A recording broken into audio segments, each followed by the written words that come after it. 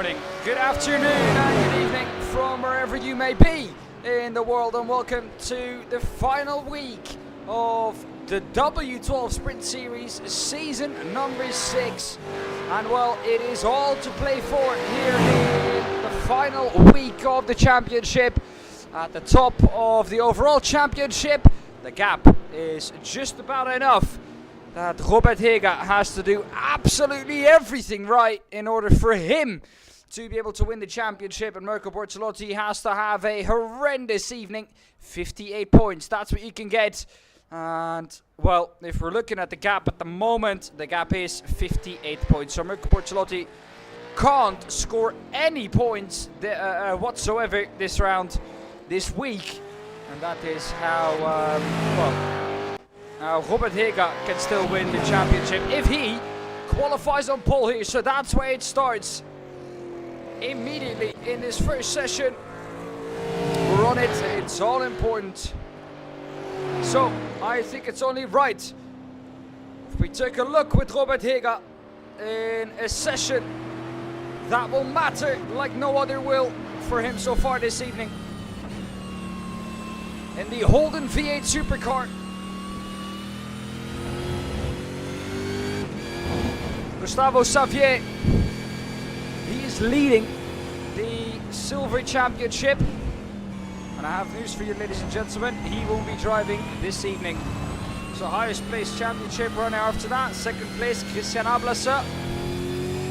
Christian Ablasa is running. He is 8 points ahead of Philippe Hugrin, Stefano Pellegrino and Florian Stadtmann. Those are the drivers that are involved in that championship that can still win that as well.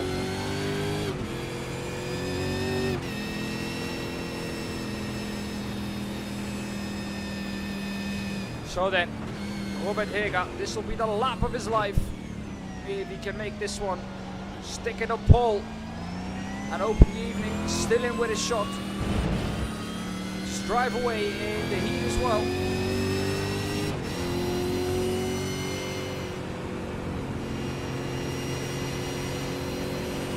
It'll be amazing for the championship story too. Behind that though, also all still to play for. Ivan Ferrari is in third, ahead of Henrik Augustin in fourth, Hugo Ropp in fifth, Islam in sixth, Marino Kolovsky 7th, and 8th is Vandenberg. All of these drivers are within 17 points of each other.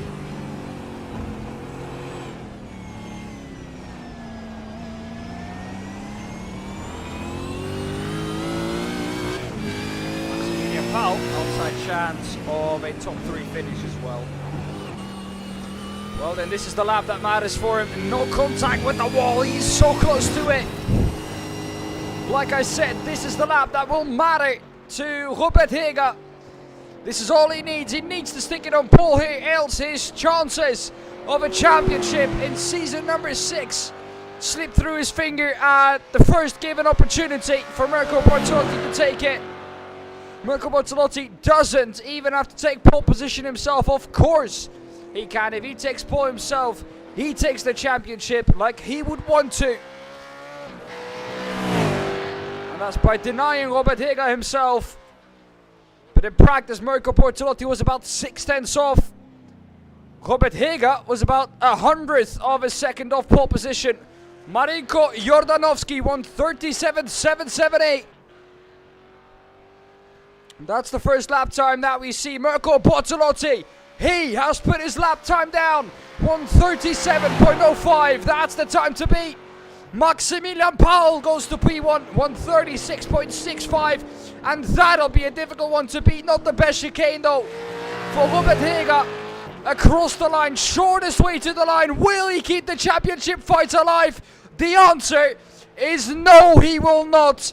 He will qualify in 4th for the race, and it's not going to be enough for Robert Hega to keep his championship dreams alive. Well, that's it. Mirko Bortolotti is your season 6 champion. And he does it by qualifying P3, getting absolutely no points. but also in doing so beats his main rival Robert Hegel, who qualifies in P5.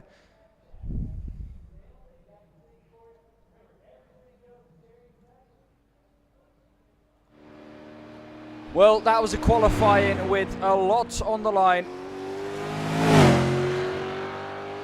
And it did not disappoint. It was close, but in the end Robert Hega 8/10 off of pole position. Maximilian Paul puts down a stunning lap time of 1:36.64. And like I said, Maximilian Paul outside chance to finish top 3 here.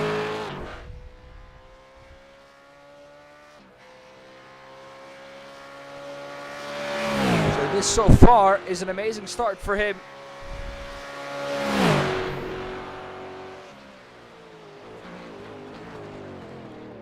Pit entry, very important. That was probably a bit too quick though for Henrik Steurer.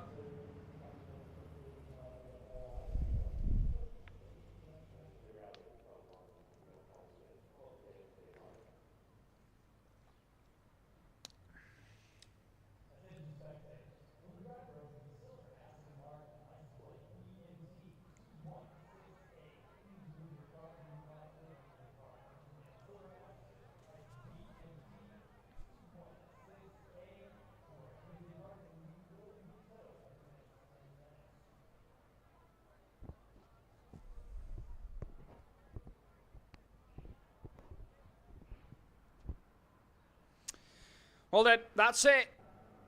Heat race number 1 can get underway. But not before you've had a look at our grid. Maximilian Paul, of course, takes pole ahead of Mirko Bortolotti. And Robert Hega P3, Marin Kordonovski 4th, Henrik Steurer 5th, Chris Meyer 6th, Ivan Ferrari 7th, Torsten Groß in 8th, Hugo Sassa 9th, Sean Ter 10th, and Jonas Greif in P11.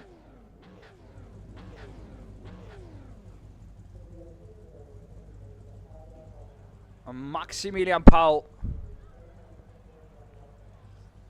Everyone will be looking at him. What can he do? Of course, like I said, the outside chance for him to finish top 3. Everything in front of him lines up well. Here we go then. It will be the battle at the front as well between Mirko Bortolotti and Robert Hega, the two championship protagonists. One, a champion already won, trying to defend some dignity, and that is Robert Hega. And well, I can tell you one thing, he has not done that so far. Mirko Bortolotti up into the lead immediately. Robert Hega off at the turn 1. There's chaos in the background. Sean Ter is going to make his way through. Sean Ter has made his way up into P4, and how has he done that then? Sean Ter started all the way back in P10, and by the end of, well, turn 4, he finds himself in P4. Mirko Bortolotti in P1, Robert Hega at the back of the field, so it wasn't quite to be for him, it looks like. Definitely not the evening that he was after.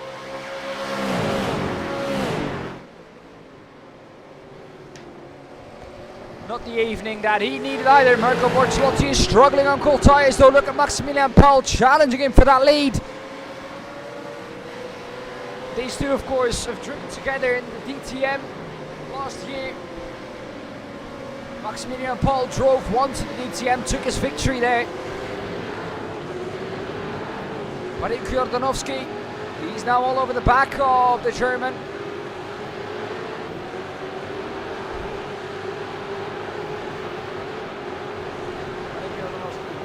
Try and make his move though. That's the question that I'm asking myself, because it's so difficult to try and make a move into the chicane. You don't really make a move into the chicane. Better exit onto the straight though for Marin Kordonovski. Both trying to hunt down the man ahead of them, Mirko Bortolotti,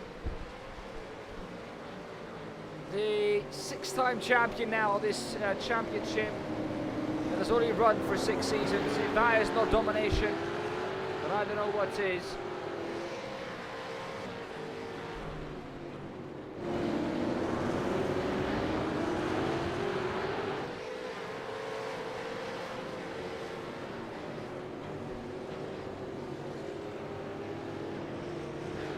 Ferrari, he's on the back of Jonas Greif, who's also up 6. He started P11. He's now P5. So up 6 for him. Up 6 for Sean Terre, of course, as well. He finds himself in P4.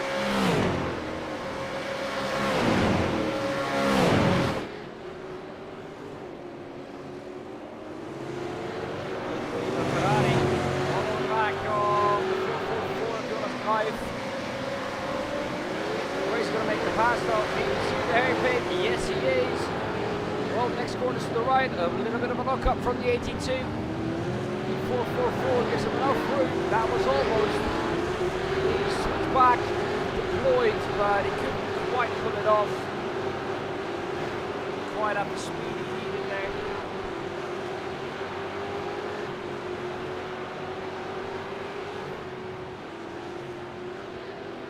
That means that so far at the beginning of this race, timid start to this race, of course. Lap 1, a lot of crashing, especially into turn 2. But well, there's not much that they could do about that. Oh, a bit of an oversteer moment for Torsten Gross. Chris Maya, battle of 3 here. Ivan Ferrari, Jonas Cruijff and Chris Maya involved.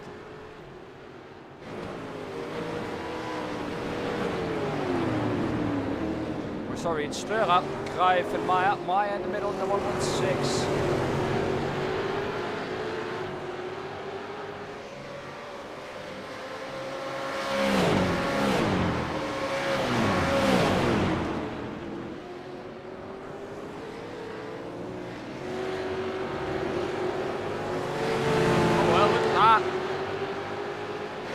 Troublesome exit from this one that allows Hendrik Sturma past. Immediately trying to look back at him. No chance. Front left damage as well for him.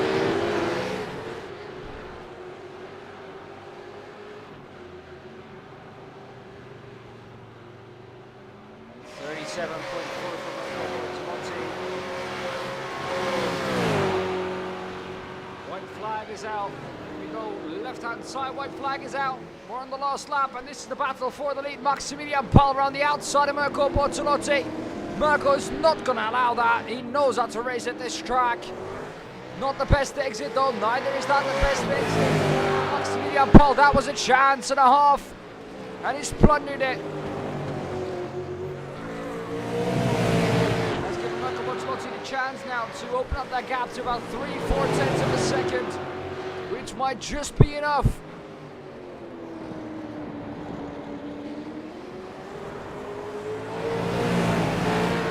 Maximilian Paul, he had one chance and he ruined it. Half a second in between them. This is catchable on the back straight. If you can get a little bit closer and benefit from that toe.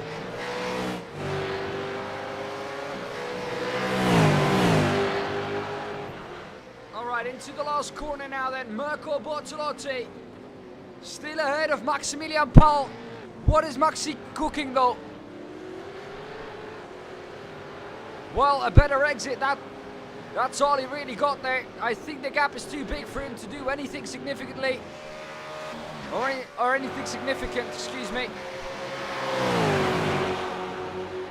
No, Maxi is too far back. Maximilian Paul's not going to get it. Mirko Bortolotti, our 6-time champion of the W12 Sprint Series, strikes again. He wins the heat race and he takes pole for the feature at Montreal.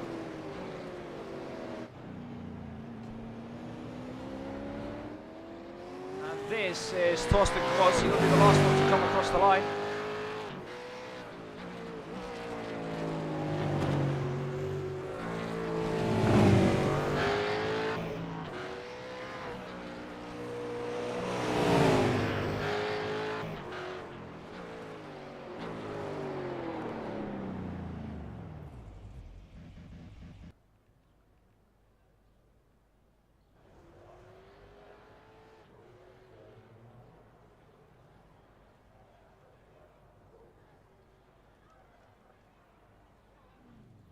Well then,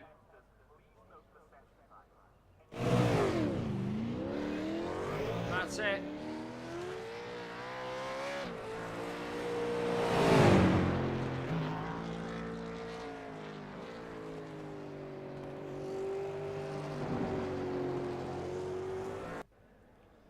Right then, that was Heat 1. Let's move on to Heat 2. This is the grid for Heat 2. Walter Lux in P1 ahead of Hendrik Augustin, then P2 in P2, then P3 for Winston Eckel, P4 for Jens Fiedler, 5 for Hugo Rob, P5 for Hugo Rob, Philipp Hügre, P6, Jan Lins, P7, Christian Ablasser, 8, Devio Manijn, Stefano Pellegrino, P10.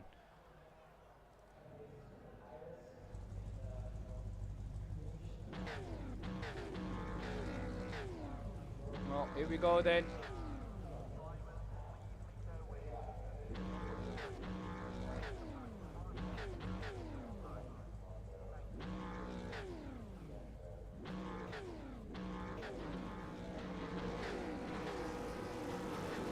Alright then, from the back of the field, Walter Lux leading them to the green flag, and we're green for heat number 2 of W12 Sprint Series. Watch Winston Eckel in the background, he's going to come through, a car flashing on the inside, there it is.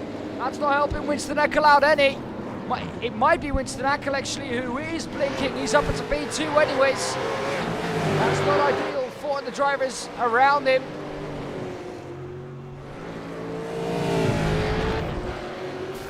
Winston Eckel up into P2 from the start. Walter Lux keeps his pole position, and Xmel goes down one. But a way better start collectively from this group than we had in Heat 1. Stefano Pellegrino up 3, Christian Ablasser up 2, Devium up 1, Hügre down 3, and Jan Lins down 3 as well.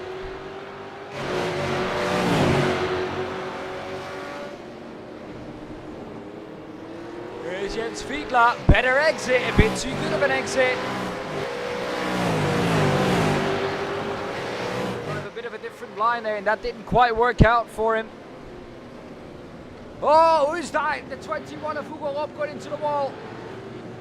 Did that all to himself. There's Hugo Rob, look at that car. Brakes, does that all to himself.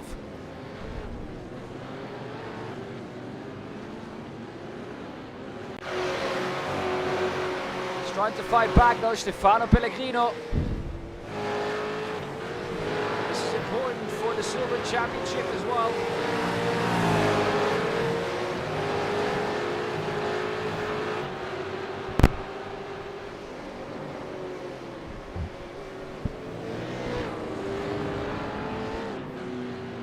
Well then, Christian Ablasser. At the moment it's P8, that's P3 in the silvers. Of course, he's the highest scored driver. Gustavo Xavier, who isn't here this evening. There goes Hugo Rob up to P4, even though there's damage to that car. Hugo does not seem to care.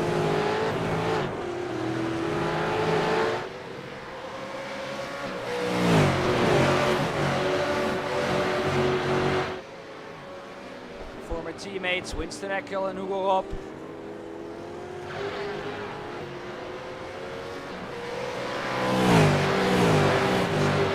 Tenths of a second in between the top 2 now, or between the top 3. Is it Augustin or Fiedler who's going to try and chase down Lux at this point? I don't think it really matters. It took so long.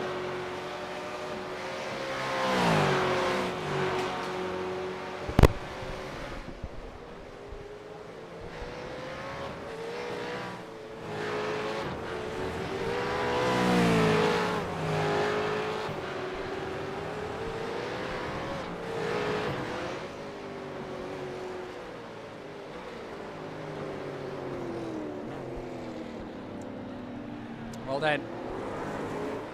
Oh no! Jens Fiedler, what have you done, sir? Get that car going again. Hugo Rob's going to get onto the podium. Winston Eckel might actually get the outside of him too. Where have you gone? There he is. And is he going to get it? Yes, he is. You bet your bottom dollar he is.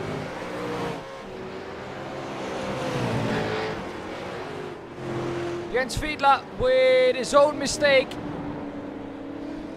And that costs him dearly.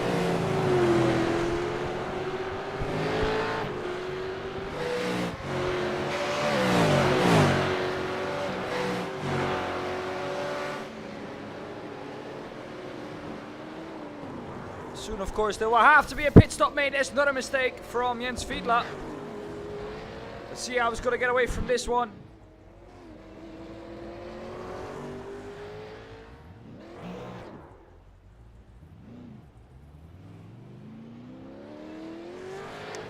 Well, gets going again, but he's now all the way at the back.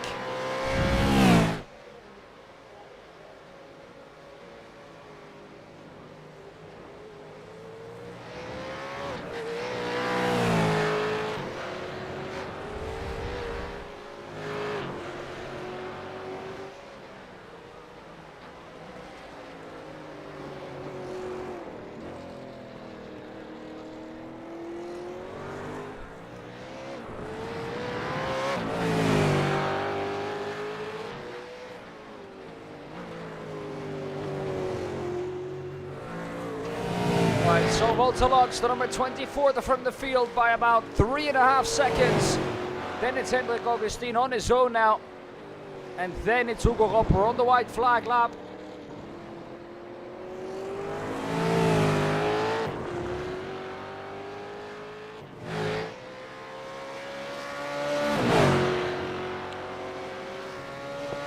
So this lap will be the last lap. And if Walter Lux just keeps it clean, he'll go to the feature race, heading into it P2. Of course, that's what he deserved, that's why he qualified.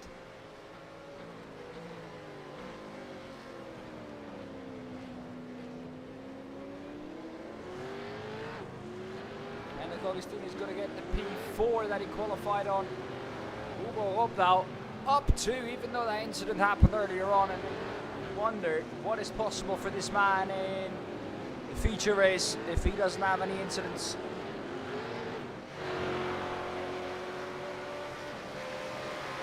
Behind him.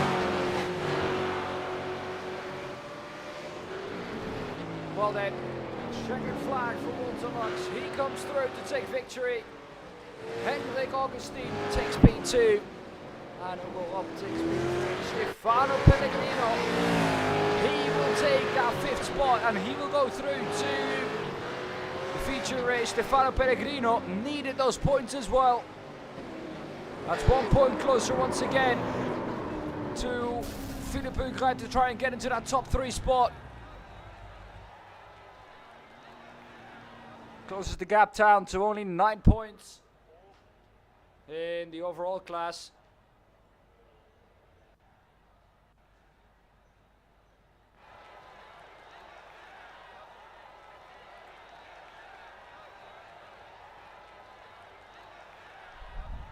Right, so let's go to the consolation race. And here's the grid. If the grid wants to work with us.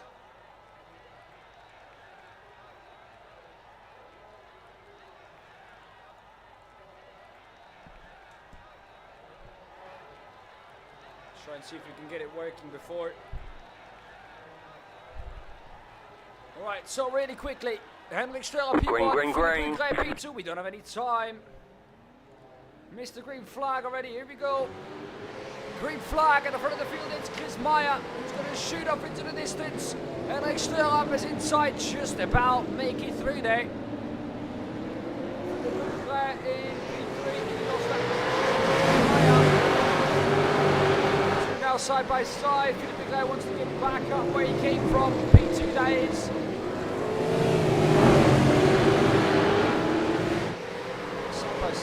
Especially on the first lap. A big balls move, but he makes it stick. Philippe Huguet up into P2, Hendrik Streller, lost speed now.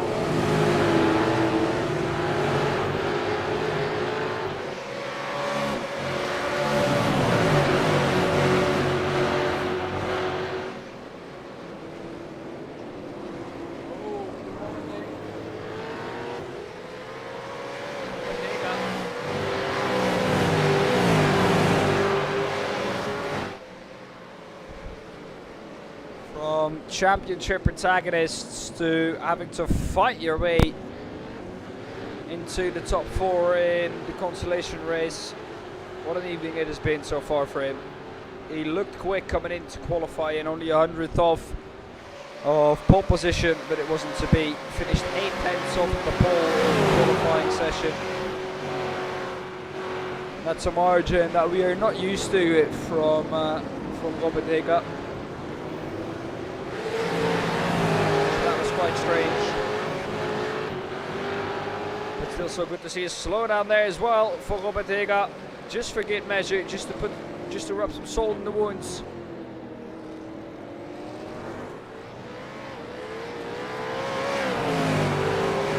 Maya is doing well here in the consolation race. You'll need to. Philippe Grab behind him. Only one silver driver went through to the finals from their heat.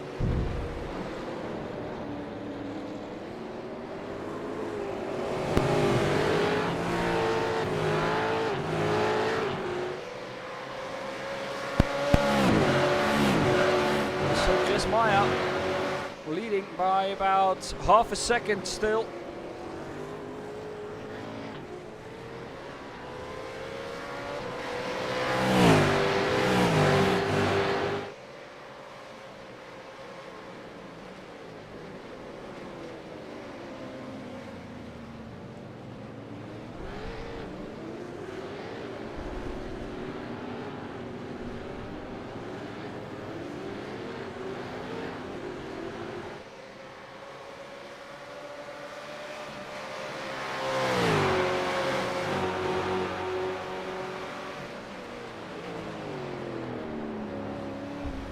Alright, there we go, 1 minute 45 left.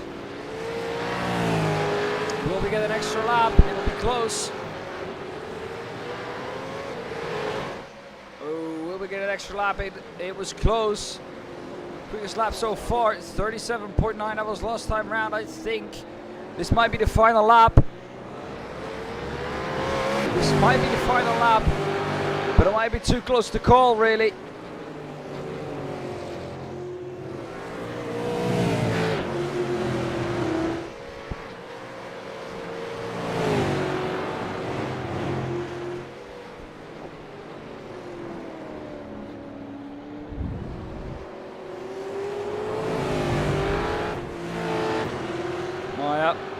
Still leading ahead of Vigran. Vigran trying to keep Störer behind. And Robert Higa in P4 trying to make his way up the order after his slowdown earlier on. And a slowdown here is painful. Loses you a lot of time.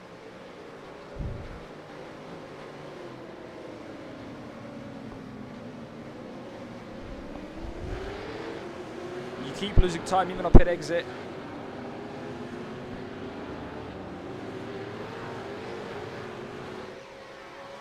Philippe Hugin. Is he going to have to go for it or not? I can't tell if it's the last lap. Well, we'll have to see from this. About 4 seconds left at the front of the field. The clock hits 0. Is it the final lap? Well, it isn't. One more lap to go. Chris Maya, one more lap to go. Even though the clock hit 0, it didn't count as the last lap. They did not get the white flag. Thus, it does not count.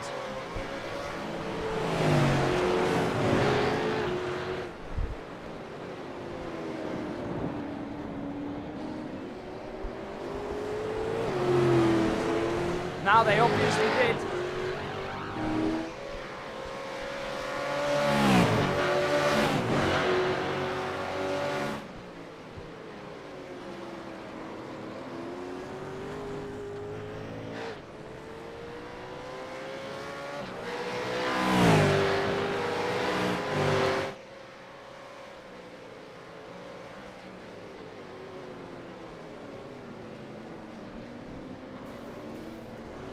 race. Clock is at 0.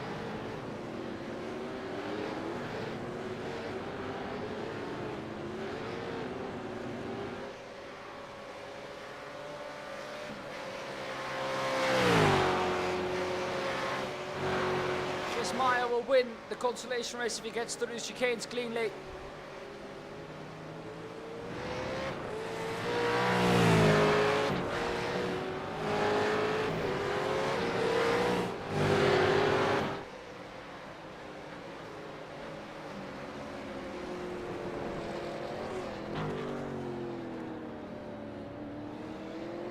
There we go.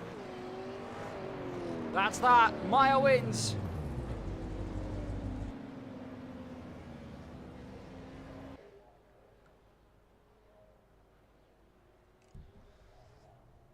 Störer finishes in second. That's a good result for him too.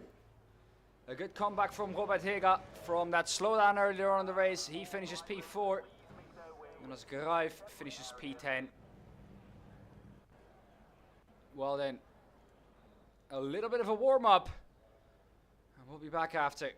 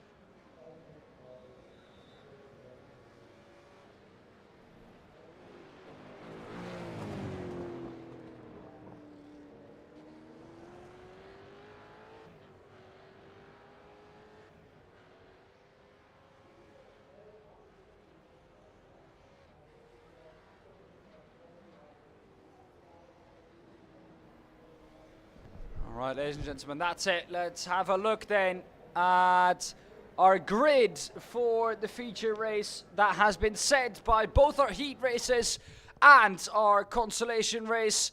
Let's have a look. Here we go. Mirko Bortolotti will start on pole ahead of Walter Lux in second, Maximilian Paul in third, Hendrik Augustin fourth, Marinko Jordanovski fifth, Hugo Rob in 6th, Ivan Ferrari 7th, Winston Eckel in 8th, 9th Sean Tay, Stefano Pellegrino in 10th, Chris Meyer 11th, and Henrik Störer in P12. P13 for Philipp Hugre, Robert Heger 14th, Jan Lins in 15th, Thorsten Gross 16th, Jens Fiedler 17th, Davy Oma 18th, 19th Hugo Sasse, Christian Ablasser 20th, and Jonas Greif in P21. Well then, let's head down to the grid where Mirko Bortolotti is waiting for us. Here we go, 5 red lights are on and they're out of underway. A good start once again for Mirko Bortolotti, a good start for Walter Lux too. A brilliant start for Marinko Jordanovski. Maximilian Paul drops back immediately in the background. The all-black car, that is Hendrik Augustin. He had a bad start too. Winston Eckel on the inside, made out one position already. Everyone seemingly getting cleanly through turn 1. That's always great side by side between Philipp Hugre and Stefano Pellegrino. Remember, that's the fight for the championship in the silver class. A bit of a nudge there from Stefano Pellegrino, but he gets the job done, and that's what counts at lap 1. He also gets the job done on a slow car on the inside there. Another slow car, the number 22, that seems to be 82. That is Ivan Ferrari. He was slow there. maybe have to serve something of a slowdown.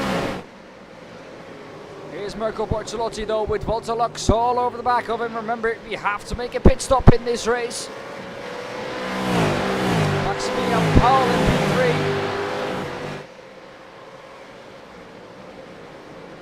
I expected a bit better of a start from him, to be honest. He is by far, I think, one of the quickest drivers here in these cars, as he proved in qualifying on pole by over 2.5 tenths of a second.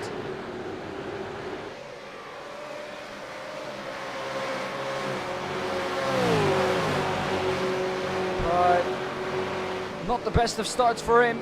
However, though, has come back to P3 where he started. Look at that chicane!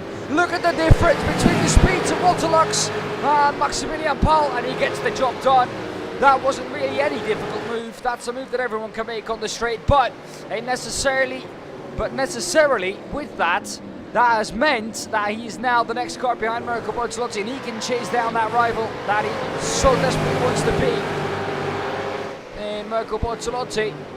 And what I find interesting is that all three purple sectors are split between drivers. Voltalux has the purple sector in sector 1, Mirko Bortolotti in sector 2, and Maximilian sector in the last sector.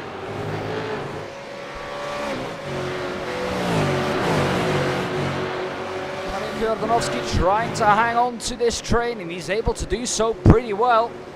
Henrik Augustin behind that in the 19.9. Then it's a bit of a gap to Winston Eckel, whose engine issues have been resolved, it seems like. He's now way more stable. People can actually race him this time. Oh, well, he's back again. Oh, and he's deep into the corner as well.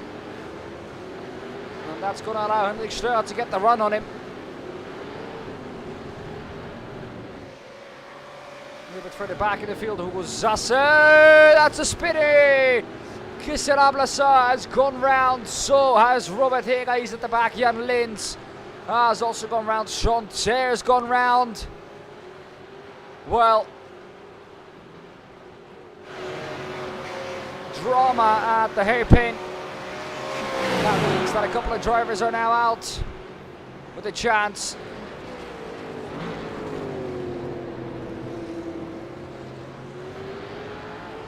Oh, well, a spinner at the chicane too. A little bit further up the road, Winston Eckel still ahead of Henrik Streur. Philippe Legret trying to find Hugo Rob. He, of course, wants to get to Stefano Pellegrino. As it stands, of course, Stefano would do an amazing job in that championship. Picking up a good result in the heat races, picking up a good result in the feature race. That'll put him right up there to try and fight with Christian Ablasa. Christian Ablasa, at the moment, of course, all the way down at the bottom. Made a pit stop already, but all the way down at the bottom. He's going to try something different, see if that works.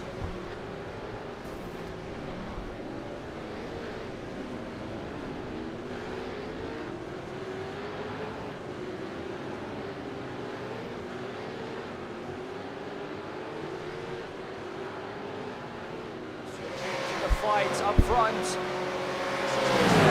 Ferrari behind him to the inside of the chicane. You can't go through there side by side, can you? Are they going to prove me wrong? No, they are not. Even Ferrari gets out ahead before they exit the chicane. Winston Eckel tried to get a better exit, but was held up by Ivan Ferrari. Parked his car well on the apex and did not allow for Winston to try and get any cut back there. That's job well done by Ivan Ferrari. See the glowing brake discs on the rear.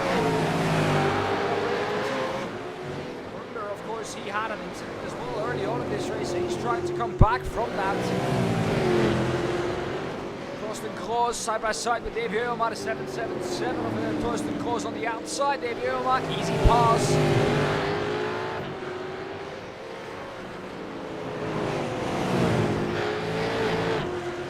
Together with Henrik Augustin, both German drivers fighting it out for P4 at the moment.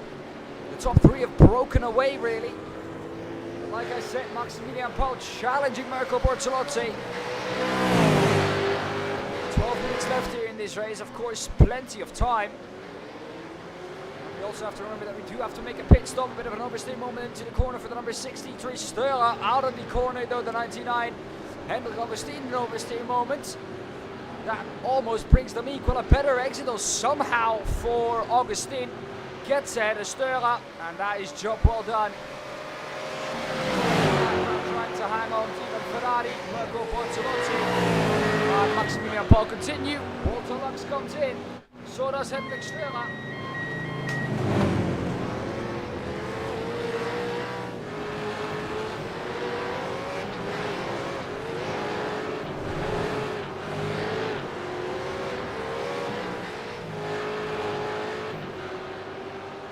Up into the air, a great pit stop.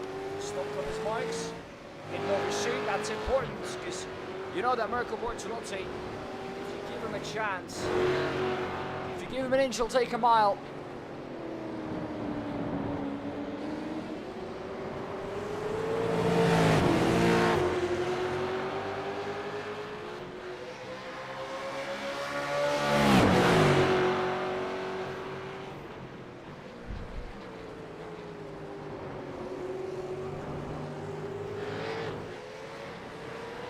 There is that battle at the front. 10 minutes 30 left. It looks like at the moment Mirko Bortolotti can pretty easily keep Maximilian Paul at bay. Better exit once again. Maximilian Paul just overdriving the car, it seems like, at the moment. Winston Eckel up into P3. Even Ferrari has crashed. What's happened to him? Here he is. Straight on. Ferrari. Here we go. Let's have a look back at that before. Let's make contact maybe with Winston Eckel. Let's hope that's not the case for him. No, he's going to do it all on his own. Rear locking.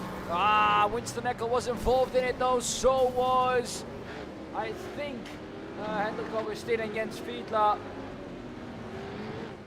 Those drivers have now all come in. Those drivers are coming out again. Ferrari. There's Winston Eckel. Mirko Bortolotti though has decided to continue a little bit further. See if he can run lighter, run better lap times as a result of that. But once again, Bortolotti trying something different towards the rest.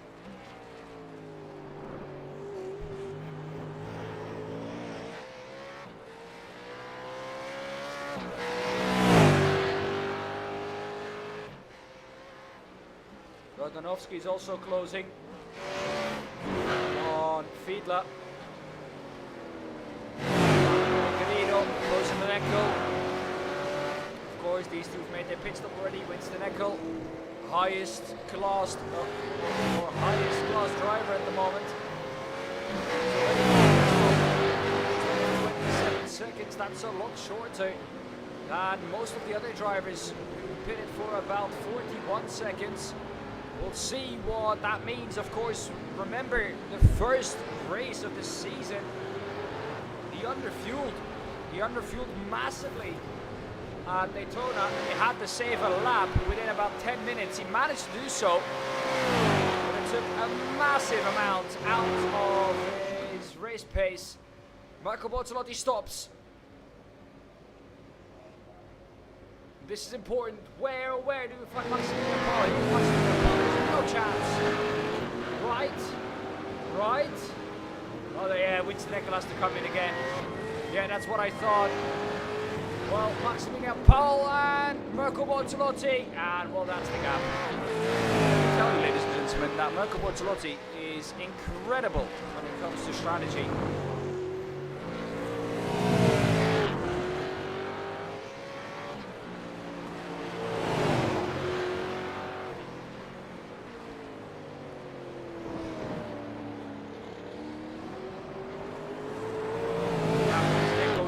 that fact.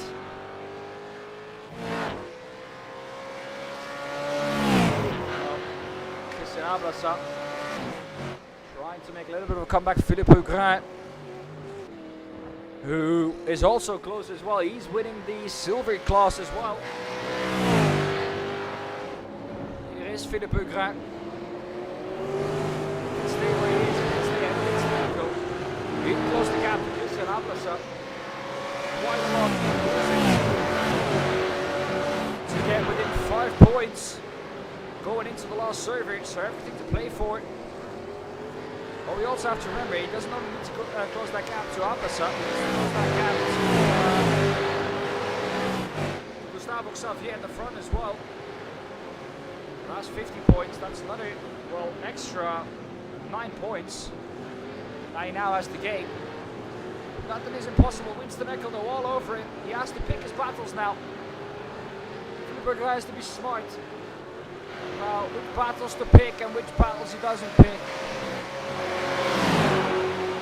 Winston Eckel down the inside going into the chicane. Breaks later. Gets the move done.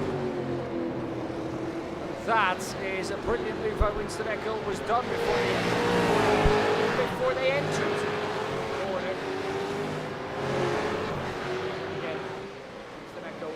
Should be higher up there. Battle on track at the moment. Closest battle after that one is close to Davy Uwama. Here's that battle between the two officers. 777 completely repaid. Of course, we had this battle earlier on in the race. Taking Davy Uwama. Now it isn't though. 777 Torsten Kroos, the 777. Has a little bit of a look to show that he's there. The exit here will be important for Davy Uwama. 5 minutes left. 5 minutes only. It's about 4 laps max.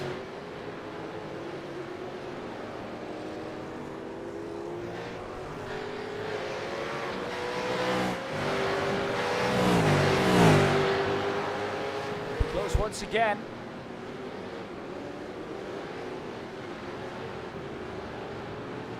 This is also important for the championship, don't forget.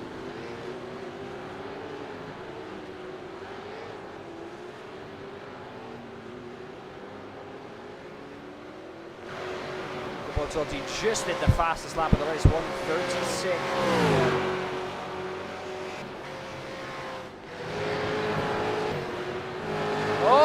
He's gonna spin, no! Torsten, what have you done? Get going again. Get momentum in that car. This mile will get past. Another self-induced mistake. Not the first one we've seen this evening. This car's proving very difficult to drive. However, though, for our 6-time champion of the W12, these cars are peanuts.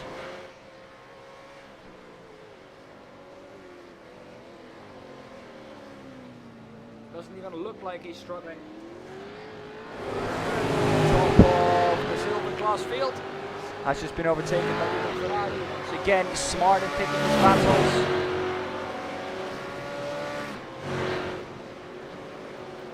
The 333.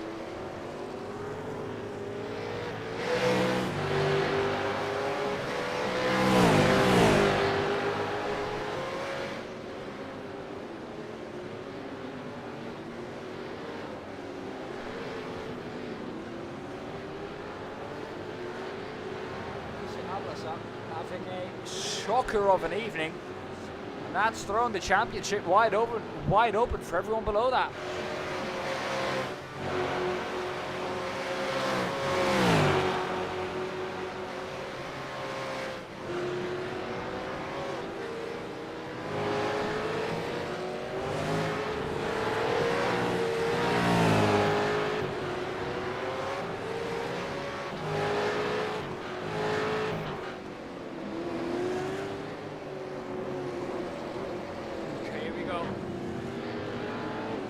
Two laps to go.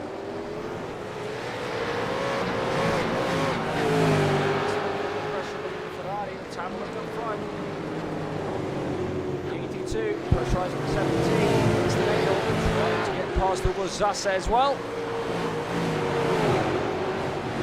That's proving a lot more difficult than it should be, really.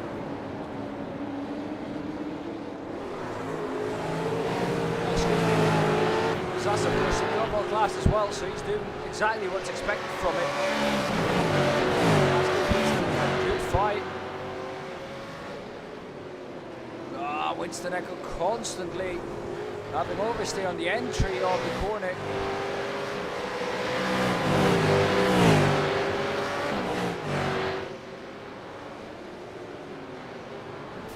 Oh, the crash though, and that gives him that position for free. Well, what was that set?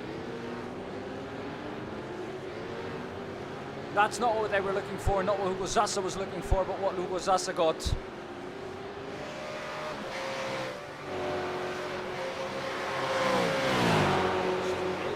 I think there will be another lap. Yes, there will be. One more lap after this one. Or Marco Bortolotti has to drop his pace. Berger does not want to do that. See Maximilian Paul managed to chase him down, but hasn't been able to match the pace of Marco Bortolotti in the last couple of laps.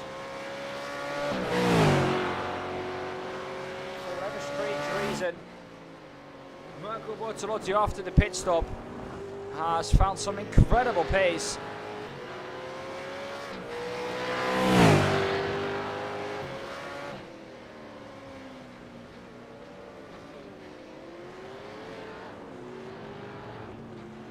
Well then, Marco Bortolotti, no, it might be the last lap. Yes, it will be the last lap. Marco Bortolotti indeed is on the last lap. I thought for a minute it was easily going to be another lap, but it isn't. We're about 15 to 20 seconds short. Marco Bortolotti, after of course becoming the champion in qualifying, he's going to round it off with a victory.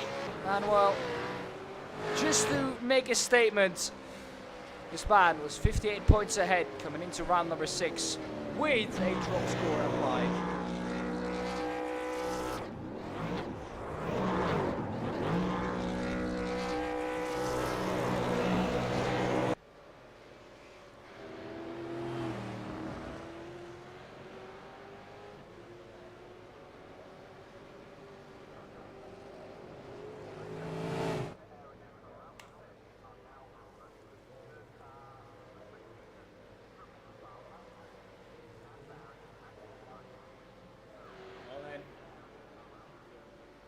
That was server 1, the successful server 1. We're now waiting to see what server 2 will have installed for us.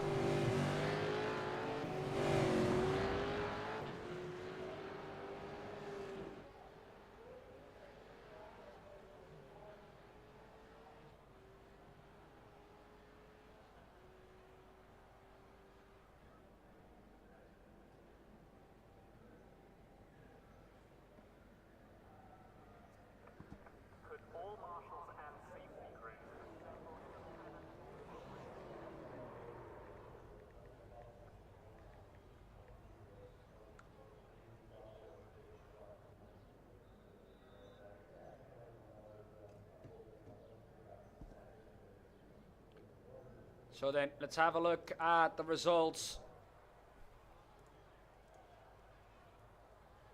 Because they're in. Here we go.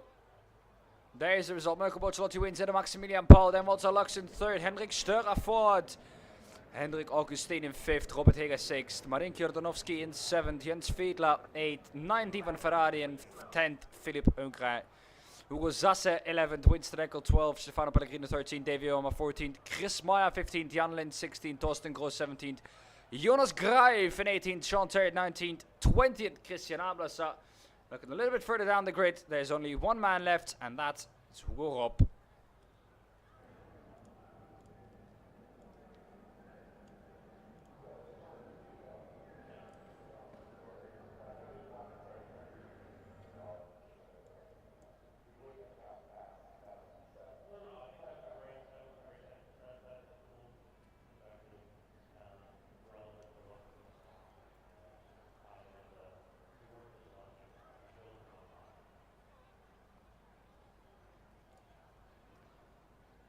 Yeah. Is it okay if you wait for the draw?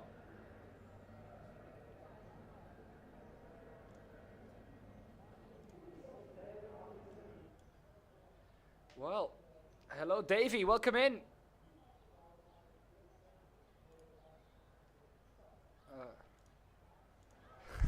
Well, just about, maybe. Depends where you are in the world. I always say at the beginning of the streams, from wherever you may be in the world. So it must be afternoon somewhere. Coming to the race though, Davey, it looked like you were struggling in the car, as most people were. This was a handful to drive.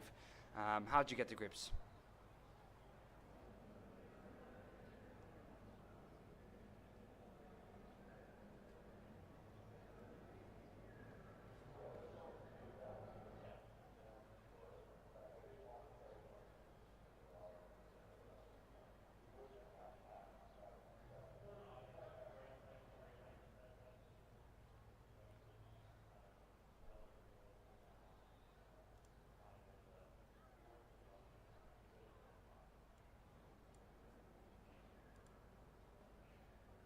How'd you find the track? Because, well, it is a pretty simple one. It has a hairpin, and the rest are all pretty much chicanes.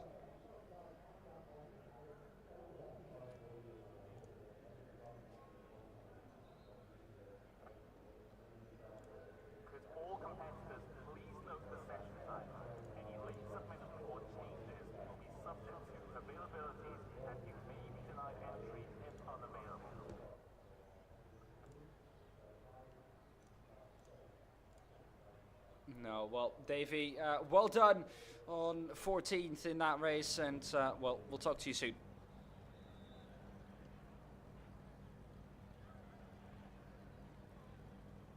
Well, let's move on.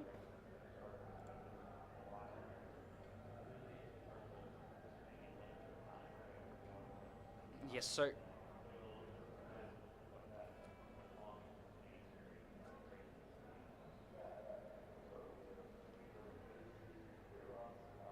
Oh, okay.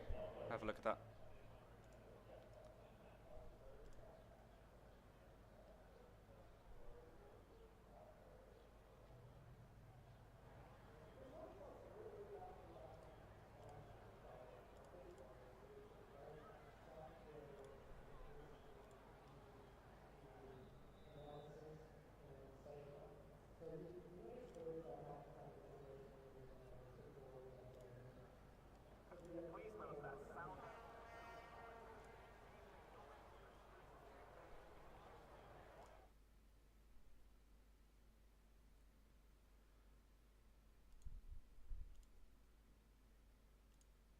Yes, so are we. All right, so first car going into the final draw for server 2 tonight will be Porsche Cup.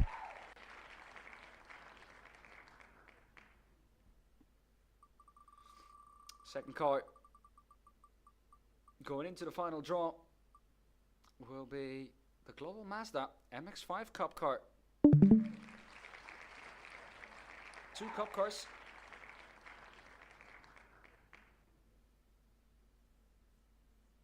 So it'll be one make series, that's for sure.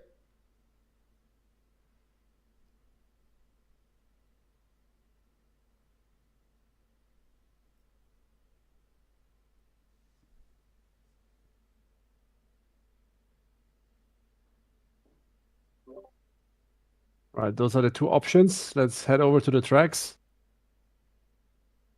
28 tracks that we haven't run yet. We will have to remove Montreal as we've just driven it. So those are the options. Let's select 2 as usual. Well then, first car going into the final draw in terms of the tracks will be Road Atlanta.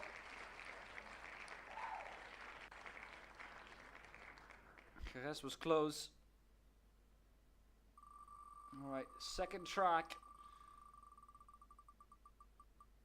As a final chance to get into the final draw for Season 6.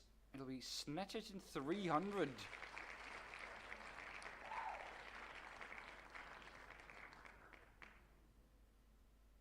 So that means means Road Atlanta and Snetterton 300. Both tracks are eligible for both cars.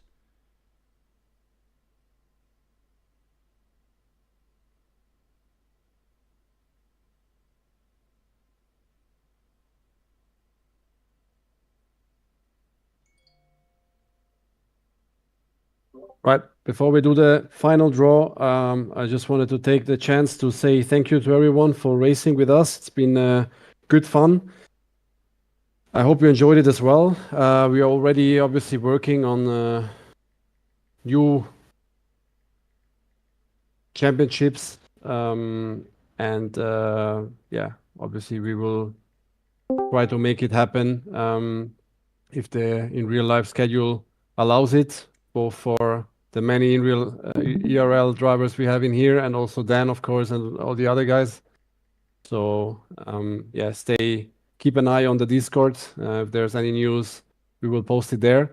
And obviously, we hope to see you all back in the next championship we will organize in the near future. So thanks once again. Enjoy the final race of the season. Make it a good one, and let's find out where we're gonna race tonight for the last time in season 6. So then, Snetterton 300 and Road Atlanta are the options. Which one will it be? The track that we're going to race at for the last server in season 6 will be Snetterton 300.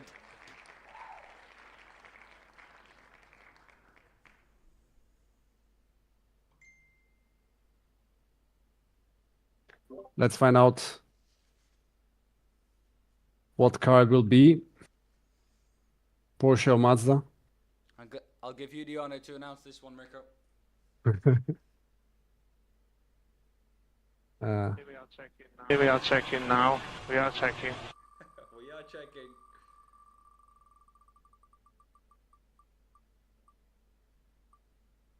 Jesus Christ, man. Right, so it's gonna be the Porsche Cup for the final race at Snetterton. As I said, have fun, enjoy, see you guys really soon.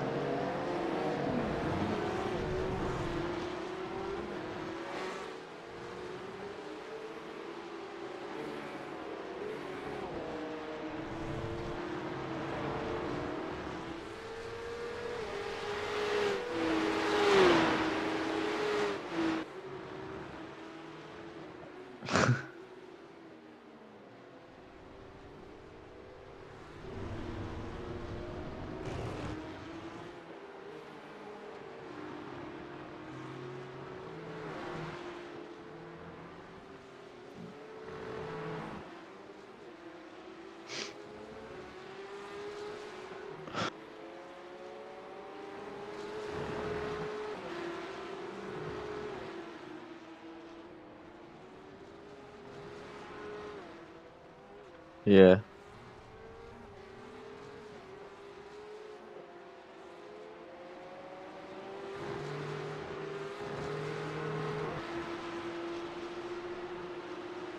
Remember that ad you had before when you and Isaac were in a call? You were watching some NASCAR and there's a fucking long ad of people singing. You watched it for like an hour. Uh,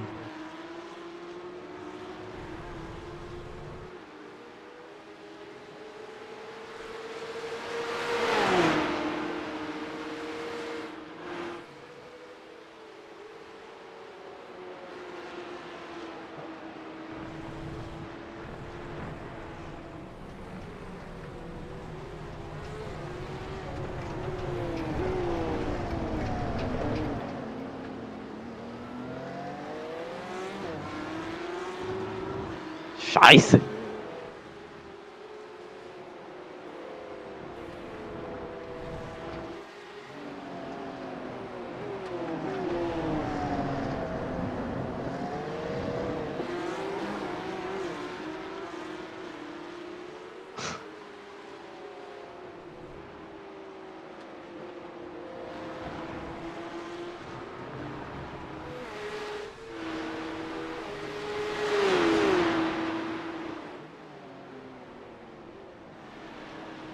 How long is the race? It's like 2 to 4 hours, right?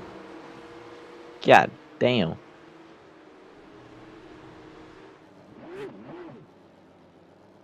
Oh, you crashed out? Yeah. I need to learn. I know like nothing about iRacing, but it looks entertaining sometimes.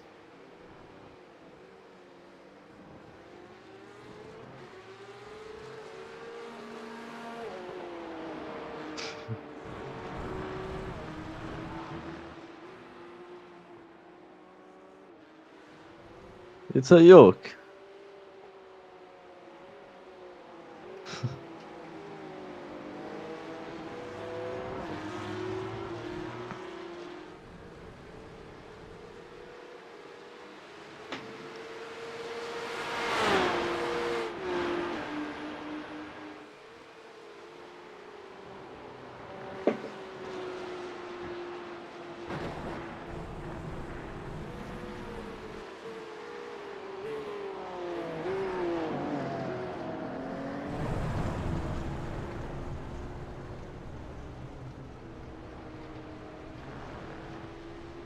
Damn.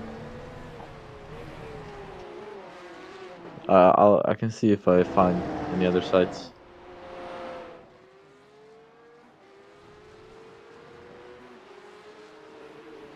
Maybe they like blocked off everything in preparation. Nah, sure, maybe not.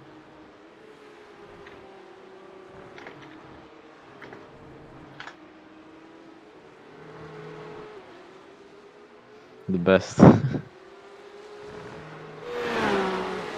I'll just translate it.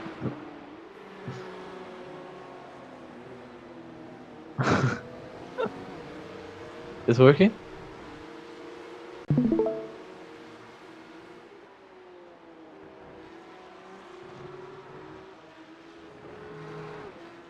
Yeah. What a G.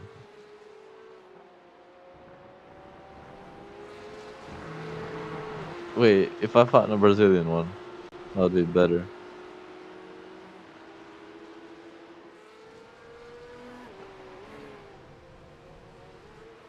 Damn. I do know a Brazilian pirate site. Maybe they're streaming it. I know they stream Formula One. So wait, let me see. Uh,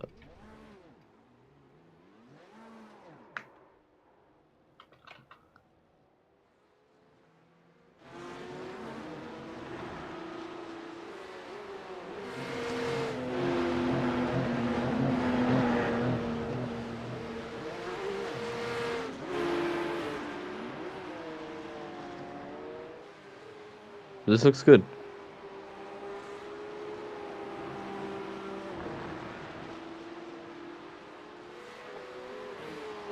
It looks fucking dubbed. It looks like they're speaking English, but someone's translating it over there.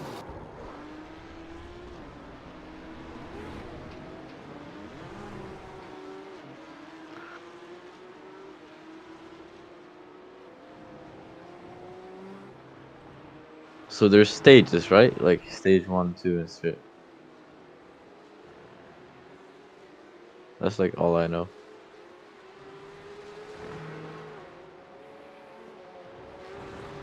Persiguiendo.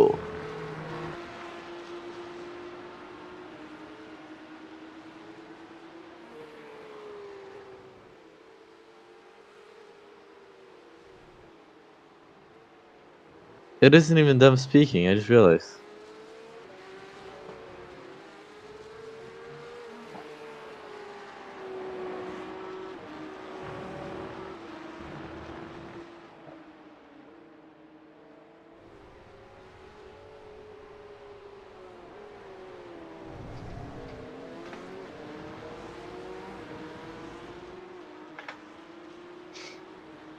How?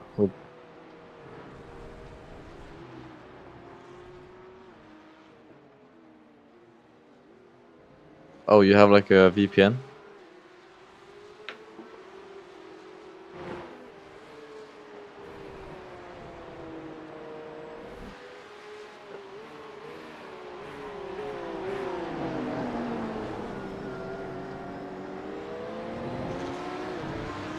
Is there any Brazilian on the grid? Yeah, yeah.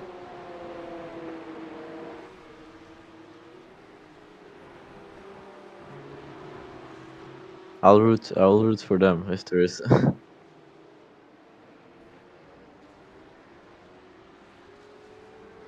Oh shit.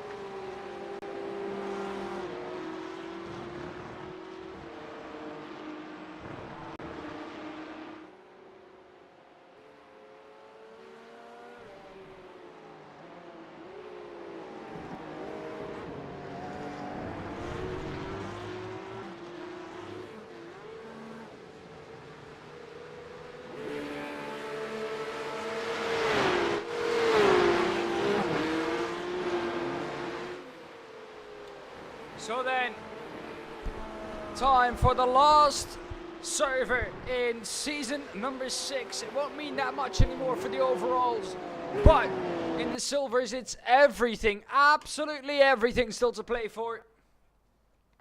That's what most people will be looking at. One lap quali.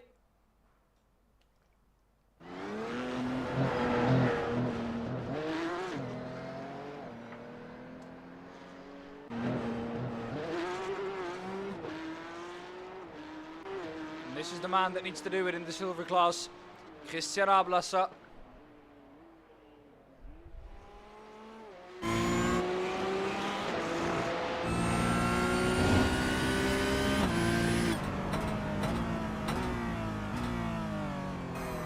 This car is so tricky on the first lap.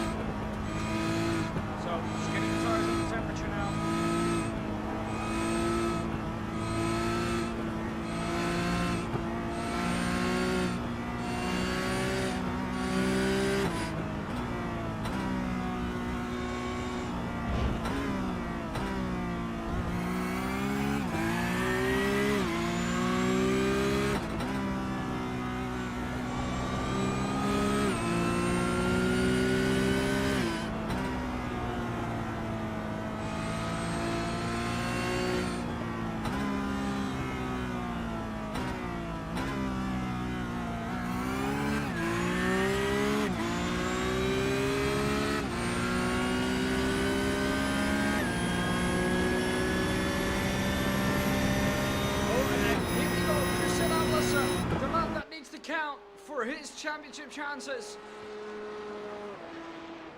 He isn't necessarily depending on it, but it would be nice for him, especially with how the championship is looking at the moment and how tight it is, to just start it off well.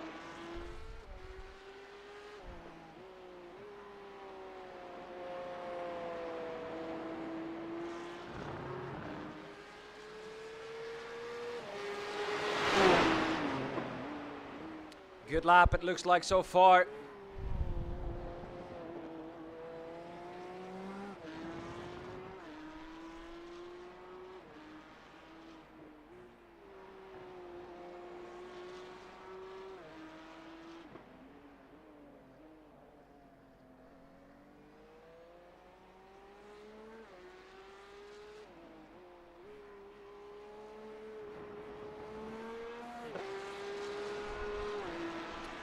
So far, it looks like a neat and tidy lap from Christian Ablasa. Green in all sectors. One lap though, so he can't really off track. Needs to be a valid lap. And he's taking it pretty safe. Oh, it's the sausage curb on the inside there. That's something you really want to try and avoid, because that really does slow you down.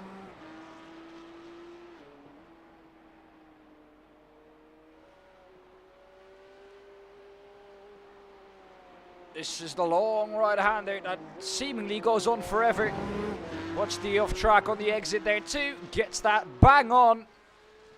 Let's see what he's able to do. Christian Ablasa needs a 52.3 to get pulled in the silver class. What does he get? He gets a 54.7. That's quite disappointing from Christian Ablasa. People that we are looking at to try and beat him is Stefano Pellegrino and Philippe Hugrin. Philippe Hugrin is beating him. Stefano Pellegrino won't be able to set a lap time. He's gotten an off track. There's so many people behind him have done exactly the same. Everyone's set their lap times.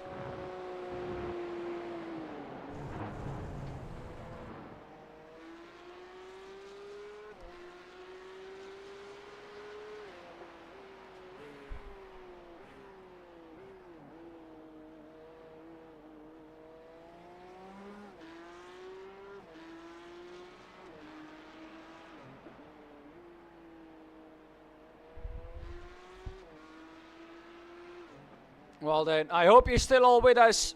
Of course, it's the start of the Daytona 500 soon. But thank you for sticking with the W12 if you're still here. Maybe you're watching both at the same time.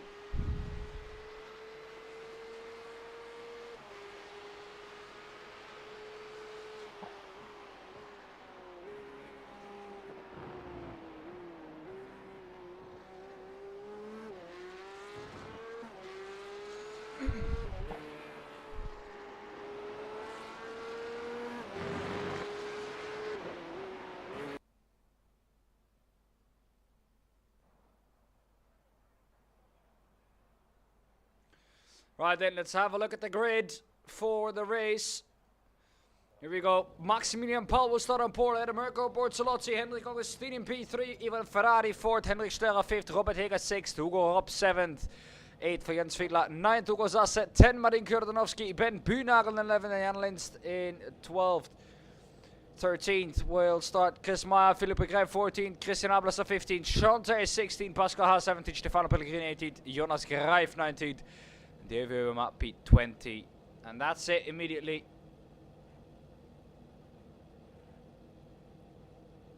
Maximilian Paul once again up there, proving that he is a force to be reckoned with.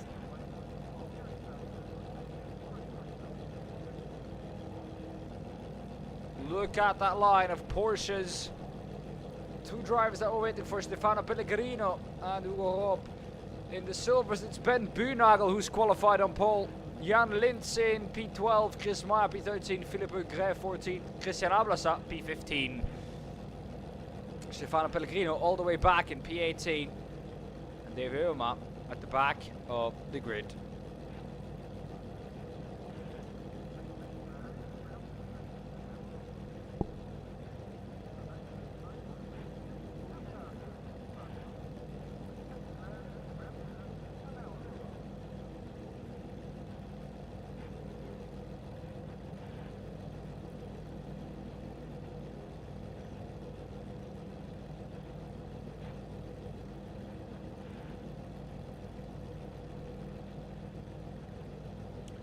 Well then, still waiting. And there we go, gridding is done. Maximilian Paul at the front together with Mirko Bortolotti. Last time he started in the front, he had a shocker of a start. This time Mirko Bortolotti, initial phase of the start, gets a better one as well around the outside. He goes. Hendrik Augustin gets a better start than Maximilian Paul too.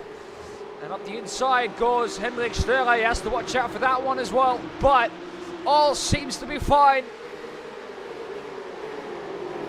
Inside goes to 63 of Hendrik Steger or Maximilian Paul or Hugo Rob, excuse me. That works out perfectly. Surely we all got through cleanly. Jens Fiedler is forced to the outside. But so far so good it looks like.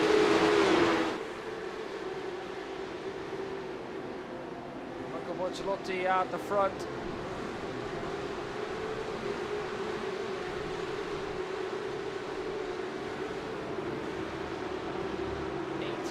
Racing.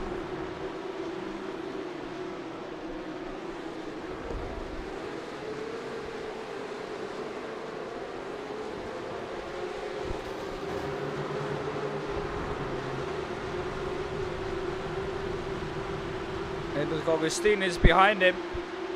That's who he needs to focus on. Maximilian Paul trying to catch back up, but once again Maximilian Paul at the beginning stages of the race not up to speed.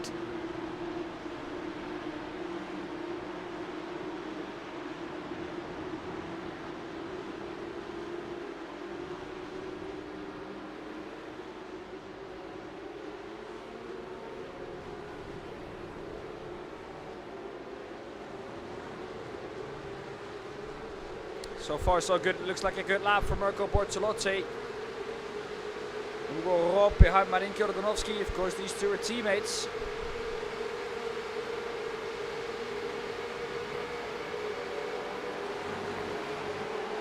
That's a little bit of a look going into turn one. Couldn't really do anything.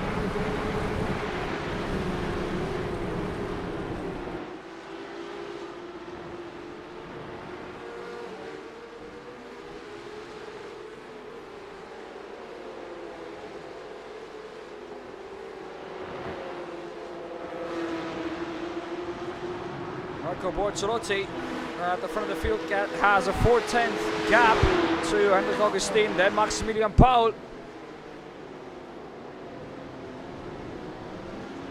Hugo Rob still trying to make his way past. That's a 13 of Pascal Haas. And there's a big crash. 2 cars involved in that. Chanter's gone through it.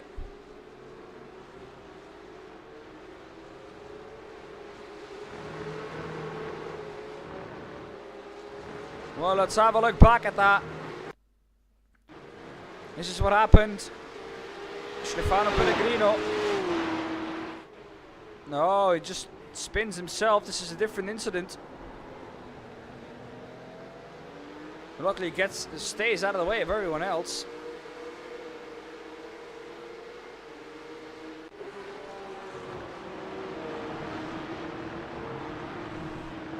Rob's gotten past Marin Jordanovski.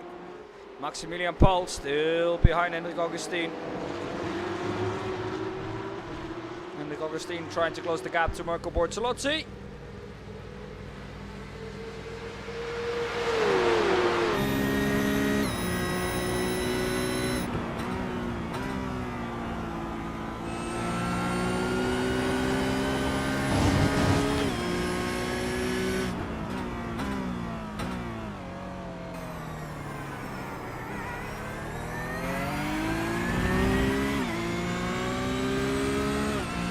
Now with Maximilian Paul.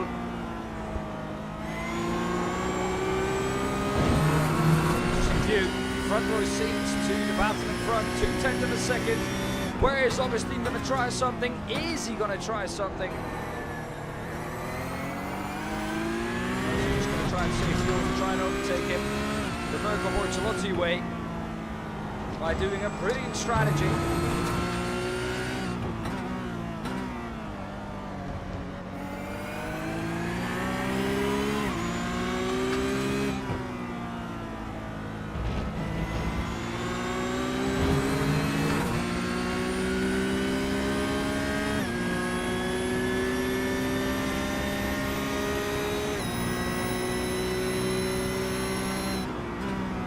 Between the 3 at the front, still the closest battle on track.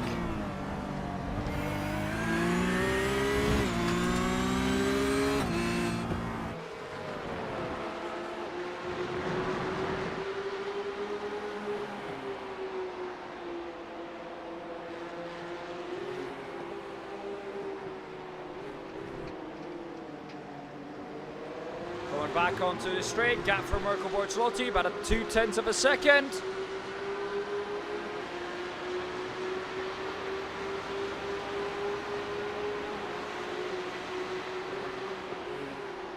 Well, Mirko Bortolotti defends that attack successfully. The outside this time though for Hendrik Augustin. Is he going to make that stick? Yes, he is. But Mirko Bortolotti says, no sir, I'm not going to be done around the outside. I do that to people.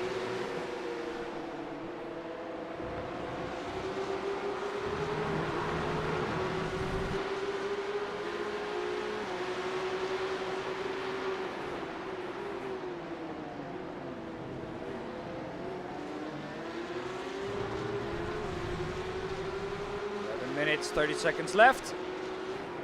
Still a pit stop to be made for these drivers. Maximilian Paul made a bit of a mistake in turn 1.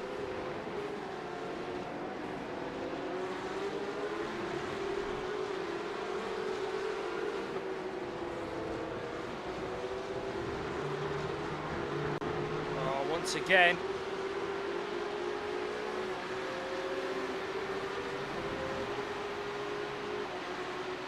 mistake from Maxi Paul. Marco Bortolotti still in this fight with Hendrik Augustin.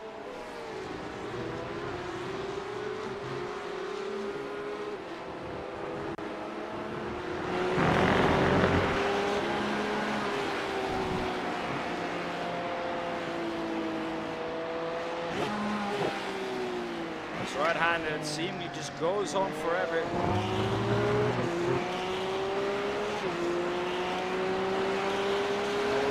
Pit lane. Paul still driving. Once again, top three have broken away.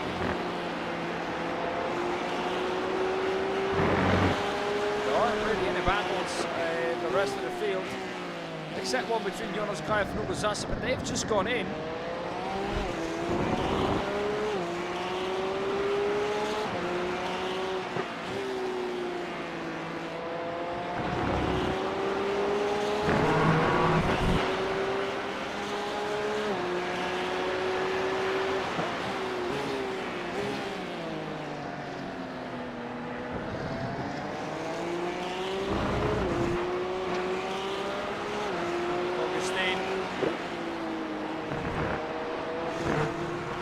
Sees two completely different views. My God,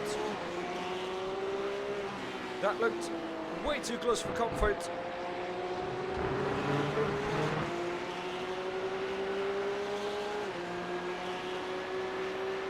That slipstream really doing its work down this back straight.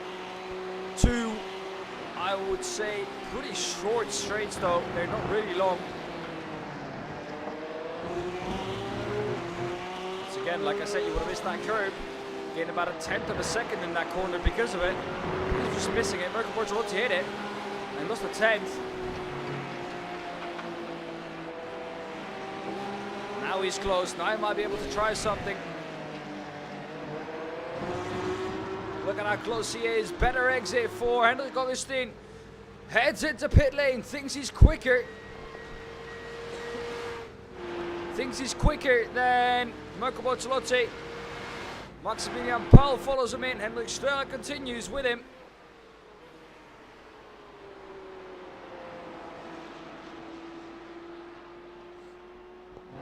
Already over halfway.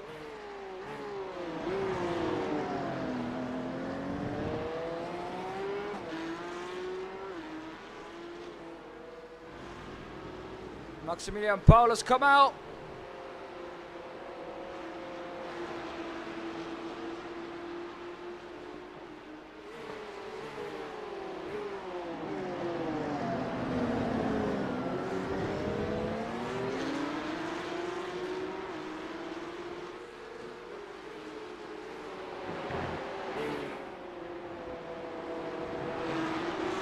Now it's going to be interesting to see when does Marco Bortolotti come out.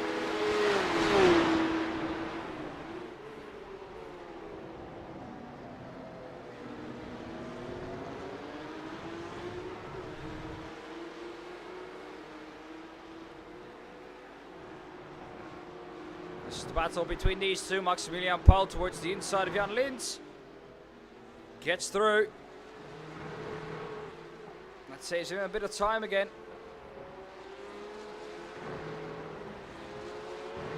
Augustin is about 2 seconds in front of him now.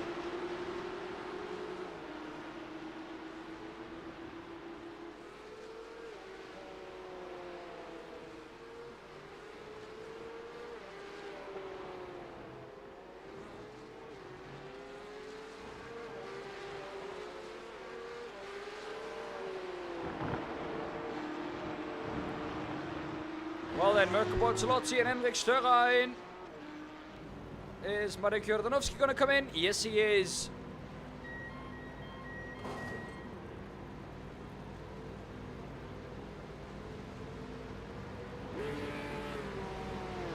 Look at the bumps when you get to your pit box. That's crucial to get right. Hendrik Augustin has gone past Maximilian Paul too. Marco Bortolotti, he is still in pits. They have had a strategical masterclass. Marco Bortolotti still in pits, still waiting. He's been in there for quite a while now. This can't be right. He's gotten his fueling wrong. That must be.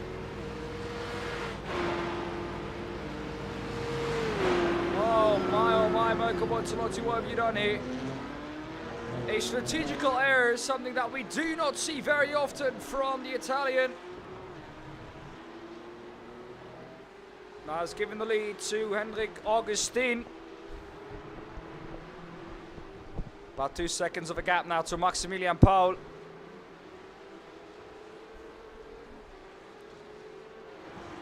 This is also a battle for position. Shante.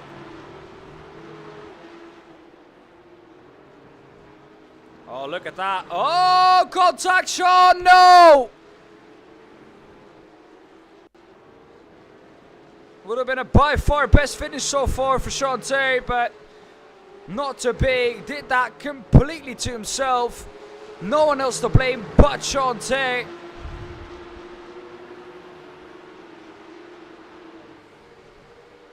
Henrik Augustin, 2.3 seconds, extending that gap.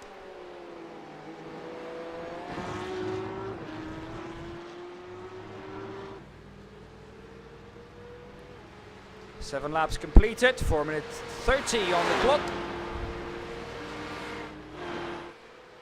Laps here take about 1 minute 50.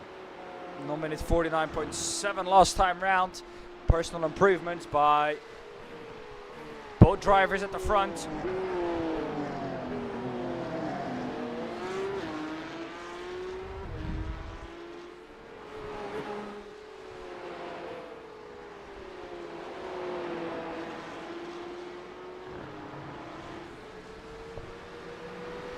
And looks there, he's in a bit of no man's land.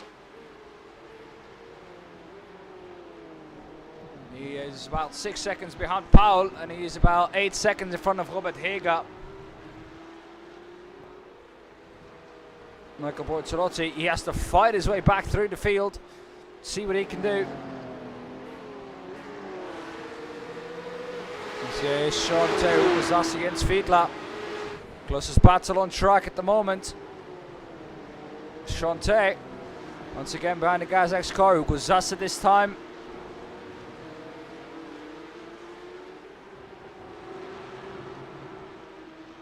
Once again, different lines.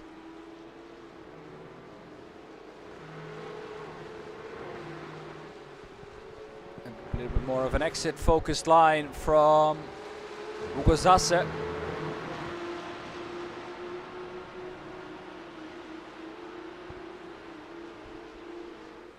Shante, the slipstream is gaining, but not nearly enough, I think, to make a significant move. However, though, taps the back of the number 8. Did not expect they would even get that close.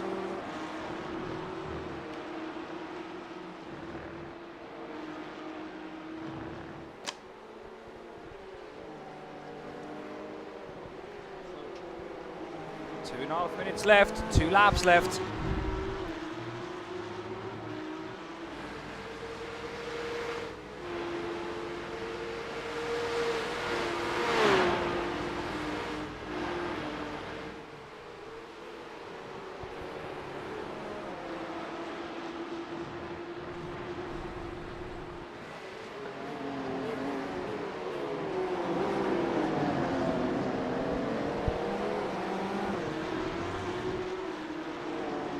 Henrik Augustin at the front of the field, still a almost 3 second gap. That was someone touching the grass on the outside there, and I have a feeling that was Hugo Zassa, judging by the speed that he just lost.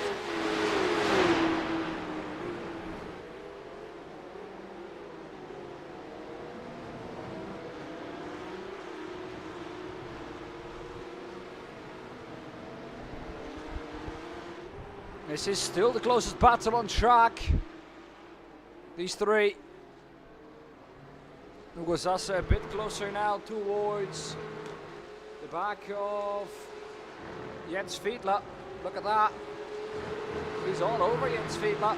Then when it comes to the straight, he drops back a bit again.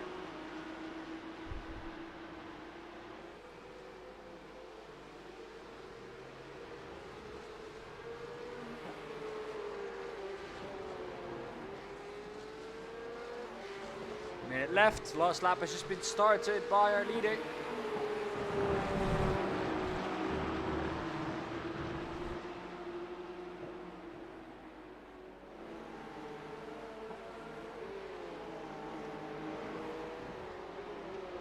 Look how close Zas is getting now to the back of Jens Fiedler. Surely he's going to get him here. Surely. Across the line. Not a bit too much. No, Jens Fiedler went into the pits. A very late stop from Jens Fiedler.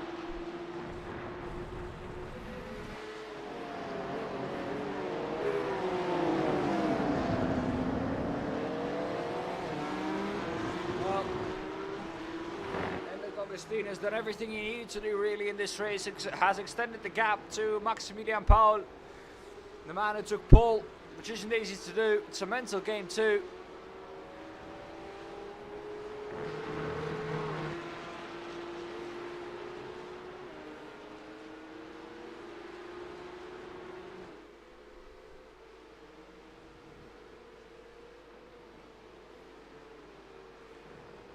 Well, final time into the bomb hole. Into the bomb hole.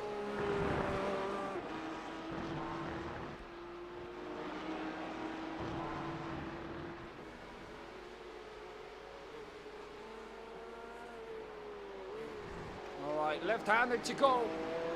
And that is Henrik Augustin's victory. He's going to be victorious. Race number 1 gets won by the 99 Henrik Augustin. After his masterclass, Maximilian Paul finishes second. And Hendrik Störer finishes third. Robert Heger coming through in fourth. This is the battle between Ben Buhnagel and Stefano Pellegrino. Stefano Pellegrino, of course, together with Ben Buhnagel, up there fighting.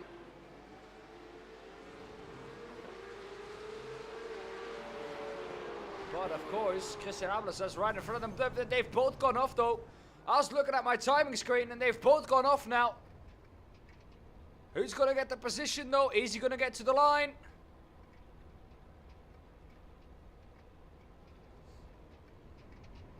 It'll take some time too.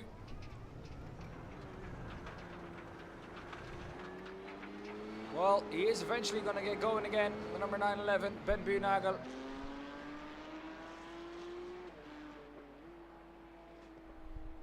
Pellegrino seems to have said no.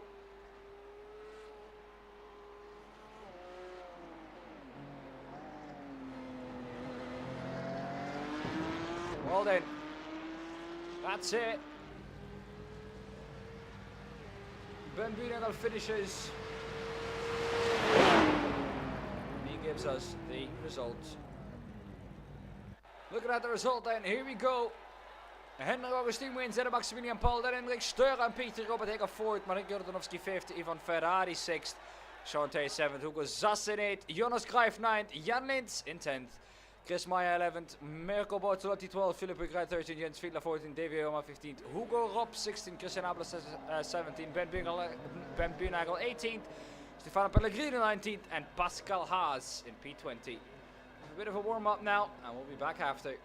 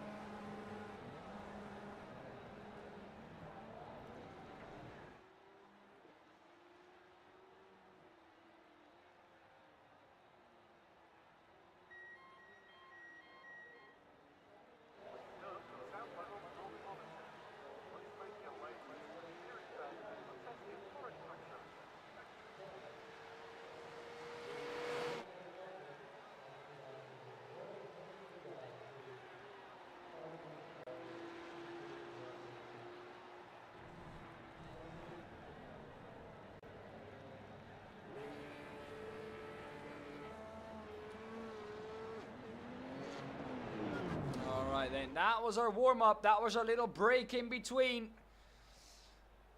Let's go now for the last 18 minutes of the W12 Sprint Series for season number 6.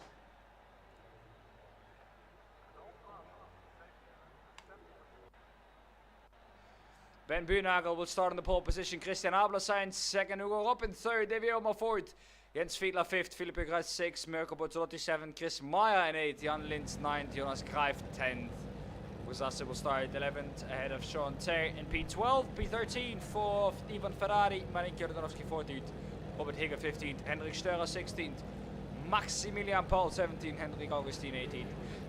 19th Stefano Pellegrini and Pascal Haas in P20.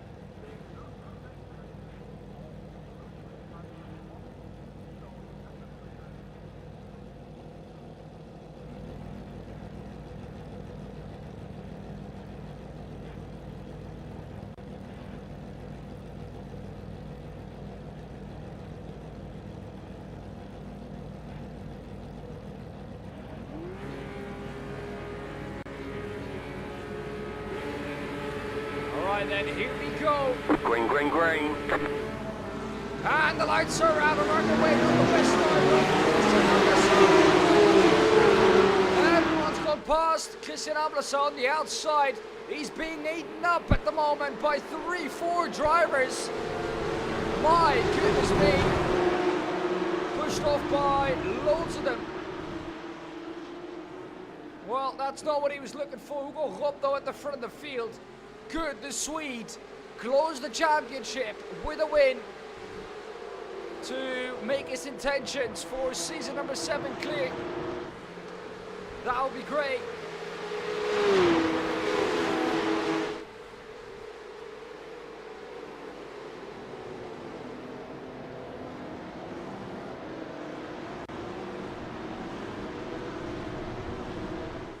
Hugo Ropp almost a second at the front.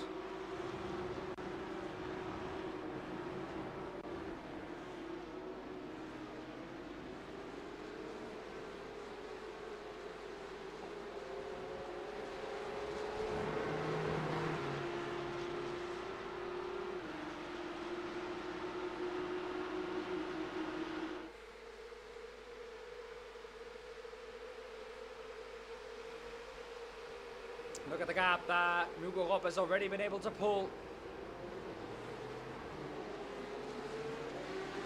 Robert Hega. P12, P13, he's dropping back. Well, unfortunate, but something that we knew was going to happen at some point. But once again, this evening has been horrid.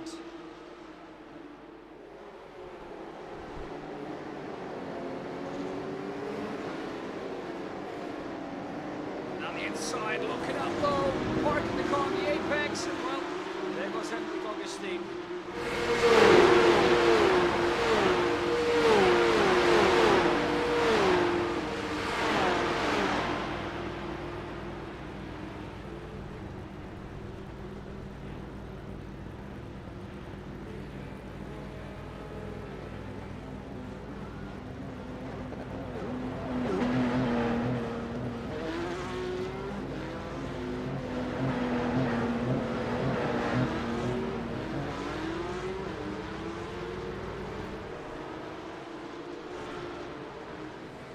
Up at the front of the field, 3 seconds already. It's going to be difficult to catch him, but he has his teammate Mirko Bortolotti behind it.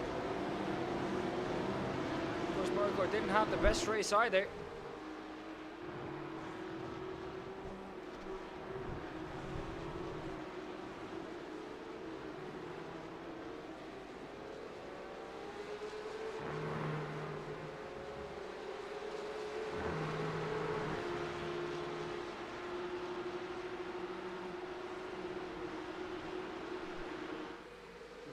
Further back in the field, Hendrik Augustin together with Jonas Grijf trying to get through the field.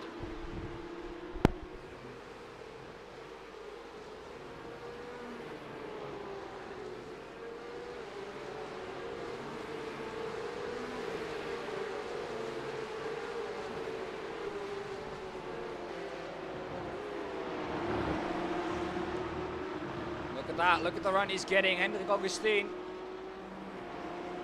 Can't really use it though. The long right-hander that seemingly never ends, especially when you're behind someone. He's going to get a better exit though, and he's going to get him in. Yeah, look at the run. Look at the slingshot out of that corner into the pits. He goes. The only one to lose over. Ferrari went in. Ben Boonagel went in.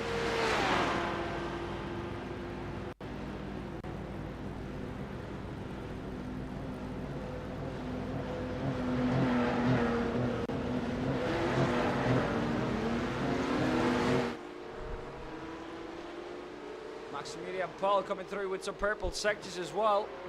Here he is. He's behind him.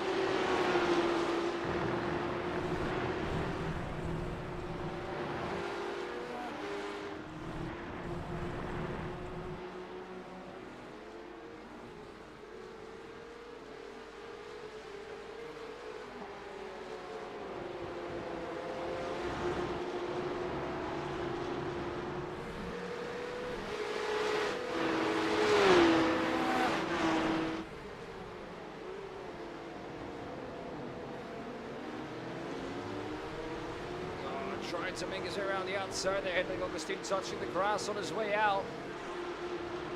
It's not ideal. There's the NASCAR ticker. It worked quicker than it did last time.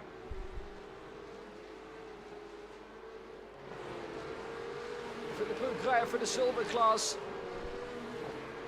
At the moment, he would run away with it. He would run away with things in the silver class if he stays where he is right now. If he can overtake Chris Maya and maybe use Chris Maya as a rear gunner, that would be absolutely ideal for Philippe Hoogrijder.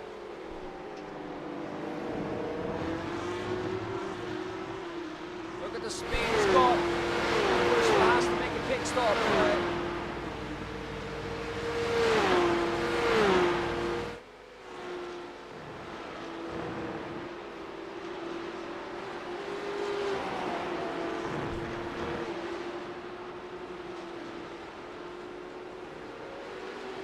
Too close to call really in the silver class.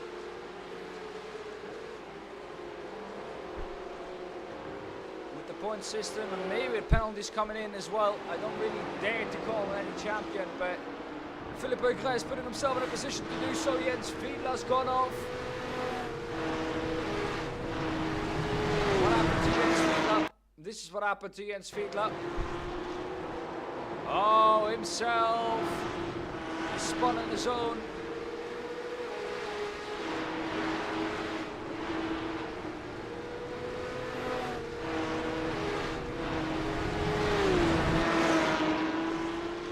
Got back onto the track safely though.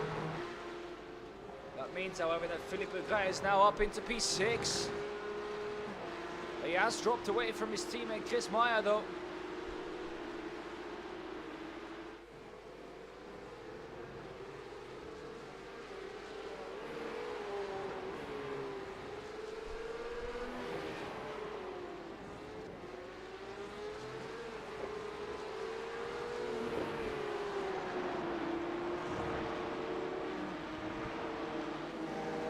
Up at the front, look how Mirko Bortolotti has caught up to him. This is what Mirko Bortolotti can do with you, especially when you see that man in your rear view mirror.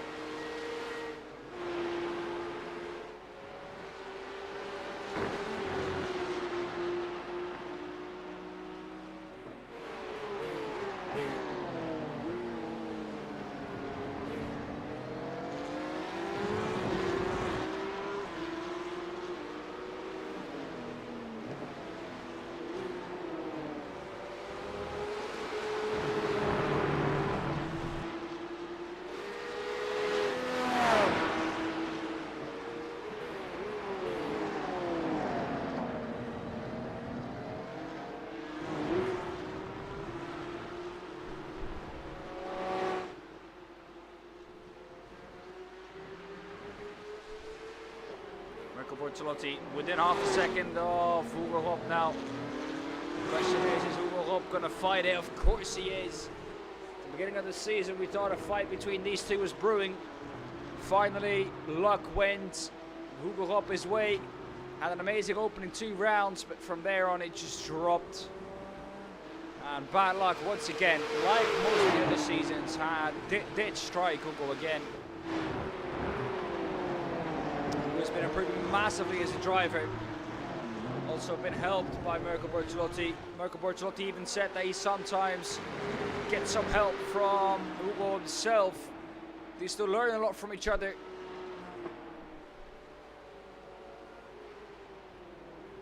So there is no really mentor and there is no real student.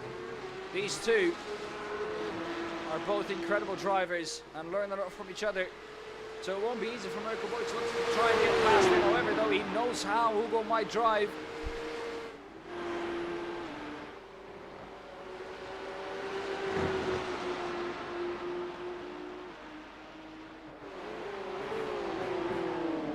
Bortolotti can't make a move up the inside. He might do it during the pit stops.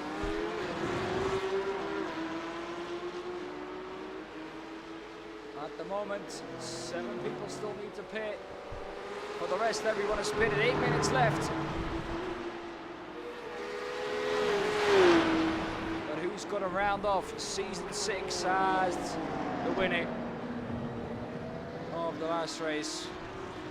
You know what they say, people only remember your last race, and you're only as good as your last race. So if you end the season on a high, that's what people will remember. Of course, for Mirko Bortolotti, it doesn't really matter. He is champion. That's what people will remember too. 6-time champion of the Gaza, in that Kazakh car of W12 Sprint Series.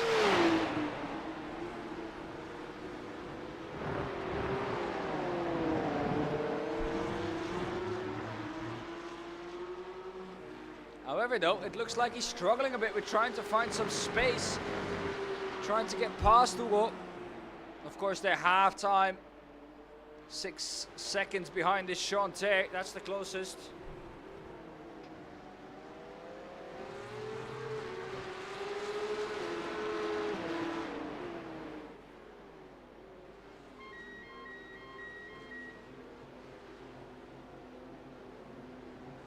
Well, they've both come in, so has Chanter. Oh, look at the bumps, they're vile. Mirko Bortolotti, we're staying with him. Had a strategical error, and he had a strategical masterclass this time round. He's gone past Hugo up, and I can't see Hugo getting back past Mirko Bortolotti after the pace that he's shown. But a 1-2 for them will be a satisfying end if they can finish like this.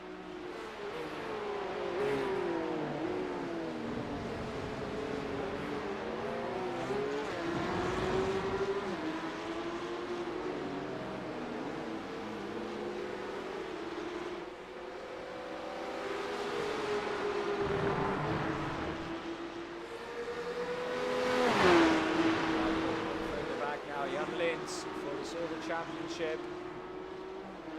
Philippe Bourdin has dropped down. I think with how this evening might have gone, might actually still be Gustavo Xavier in the front of the field taking the championship.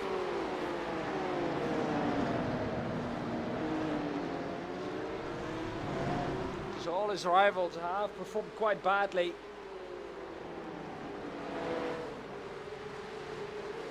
Nagel is the next car ahead of this. Philippe Bourdin is 15th at the moment, 9 down from where he started.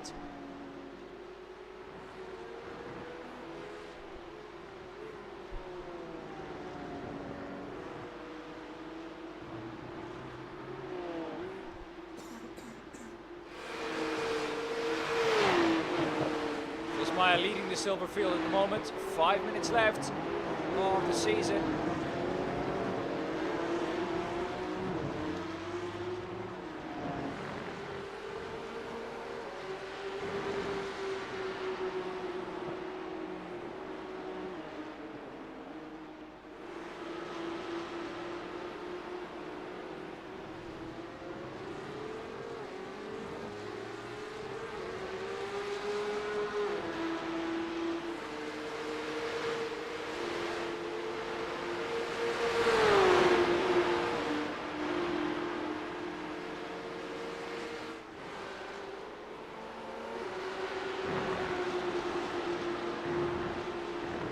Bortolotti back into the pits, it says.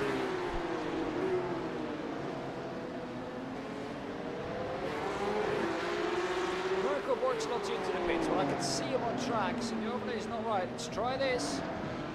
And it works again. Well, up within a second still behind them. 3 seconds back to Maximilian Paul.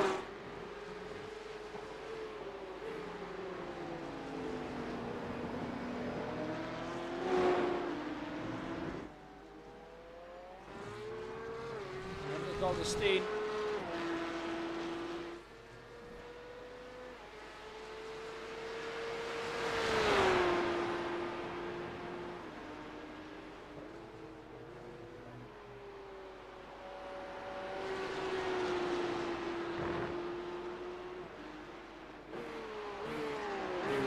This is Henrik Augustine that we are looking with. He just set the fastest lap of the race.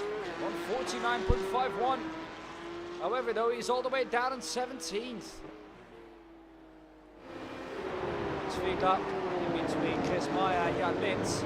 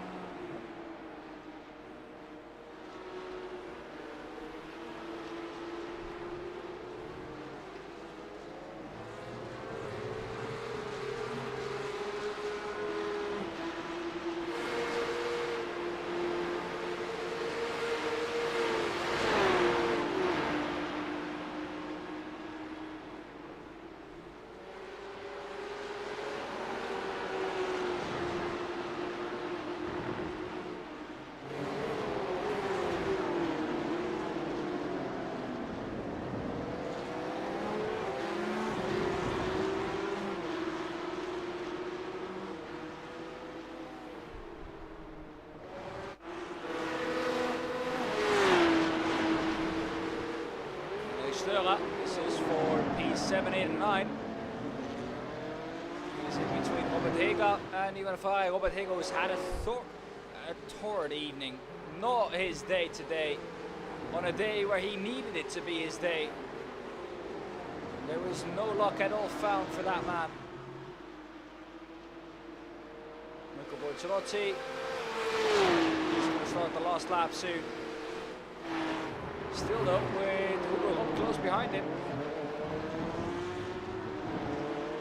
Hugo Hopp is closing the gap on him though. That's good to see.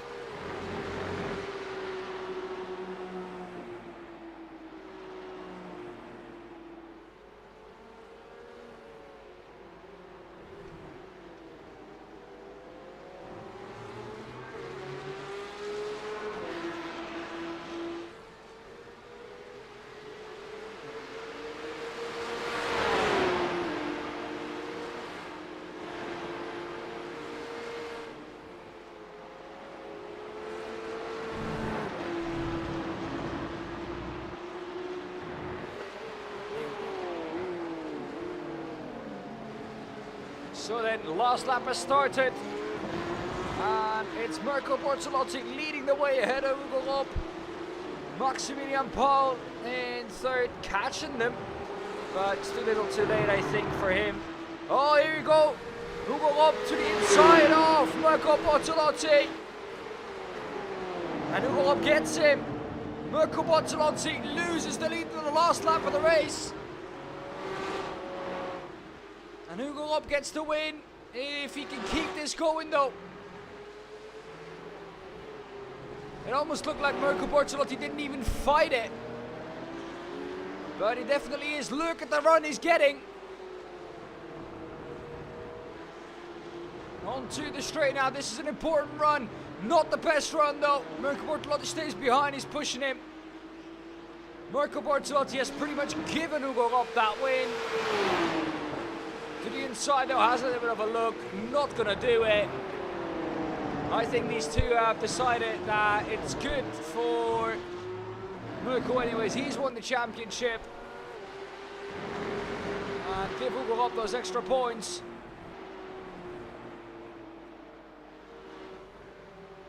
Well, what a season it has been. Mirko Bortolotti, class of the field once again. At the beginning it looked like he was gonna have a fight with this this exact man who's going to finish off the season by winning. Hugo wins race number 2 at Snetterton. What a season it has been. And I think that explains it all. For the silvers though, Ben Buurnagel's going to come through to take the victory there. Jan Lins in second, Chris Maya in third.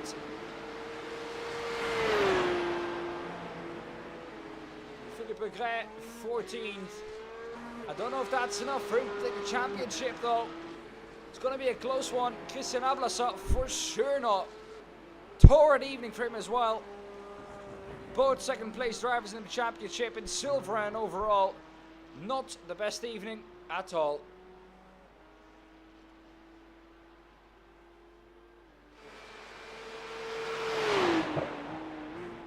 We're waiting now for Christian Ablasa to come through.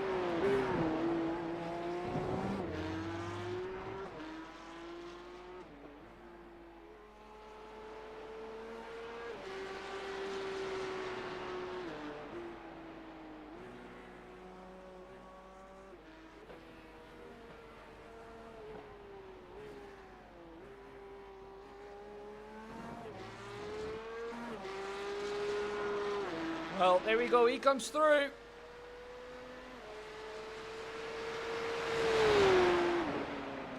Well, that gives us the result of the feature race and the last result of the season.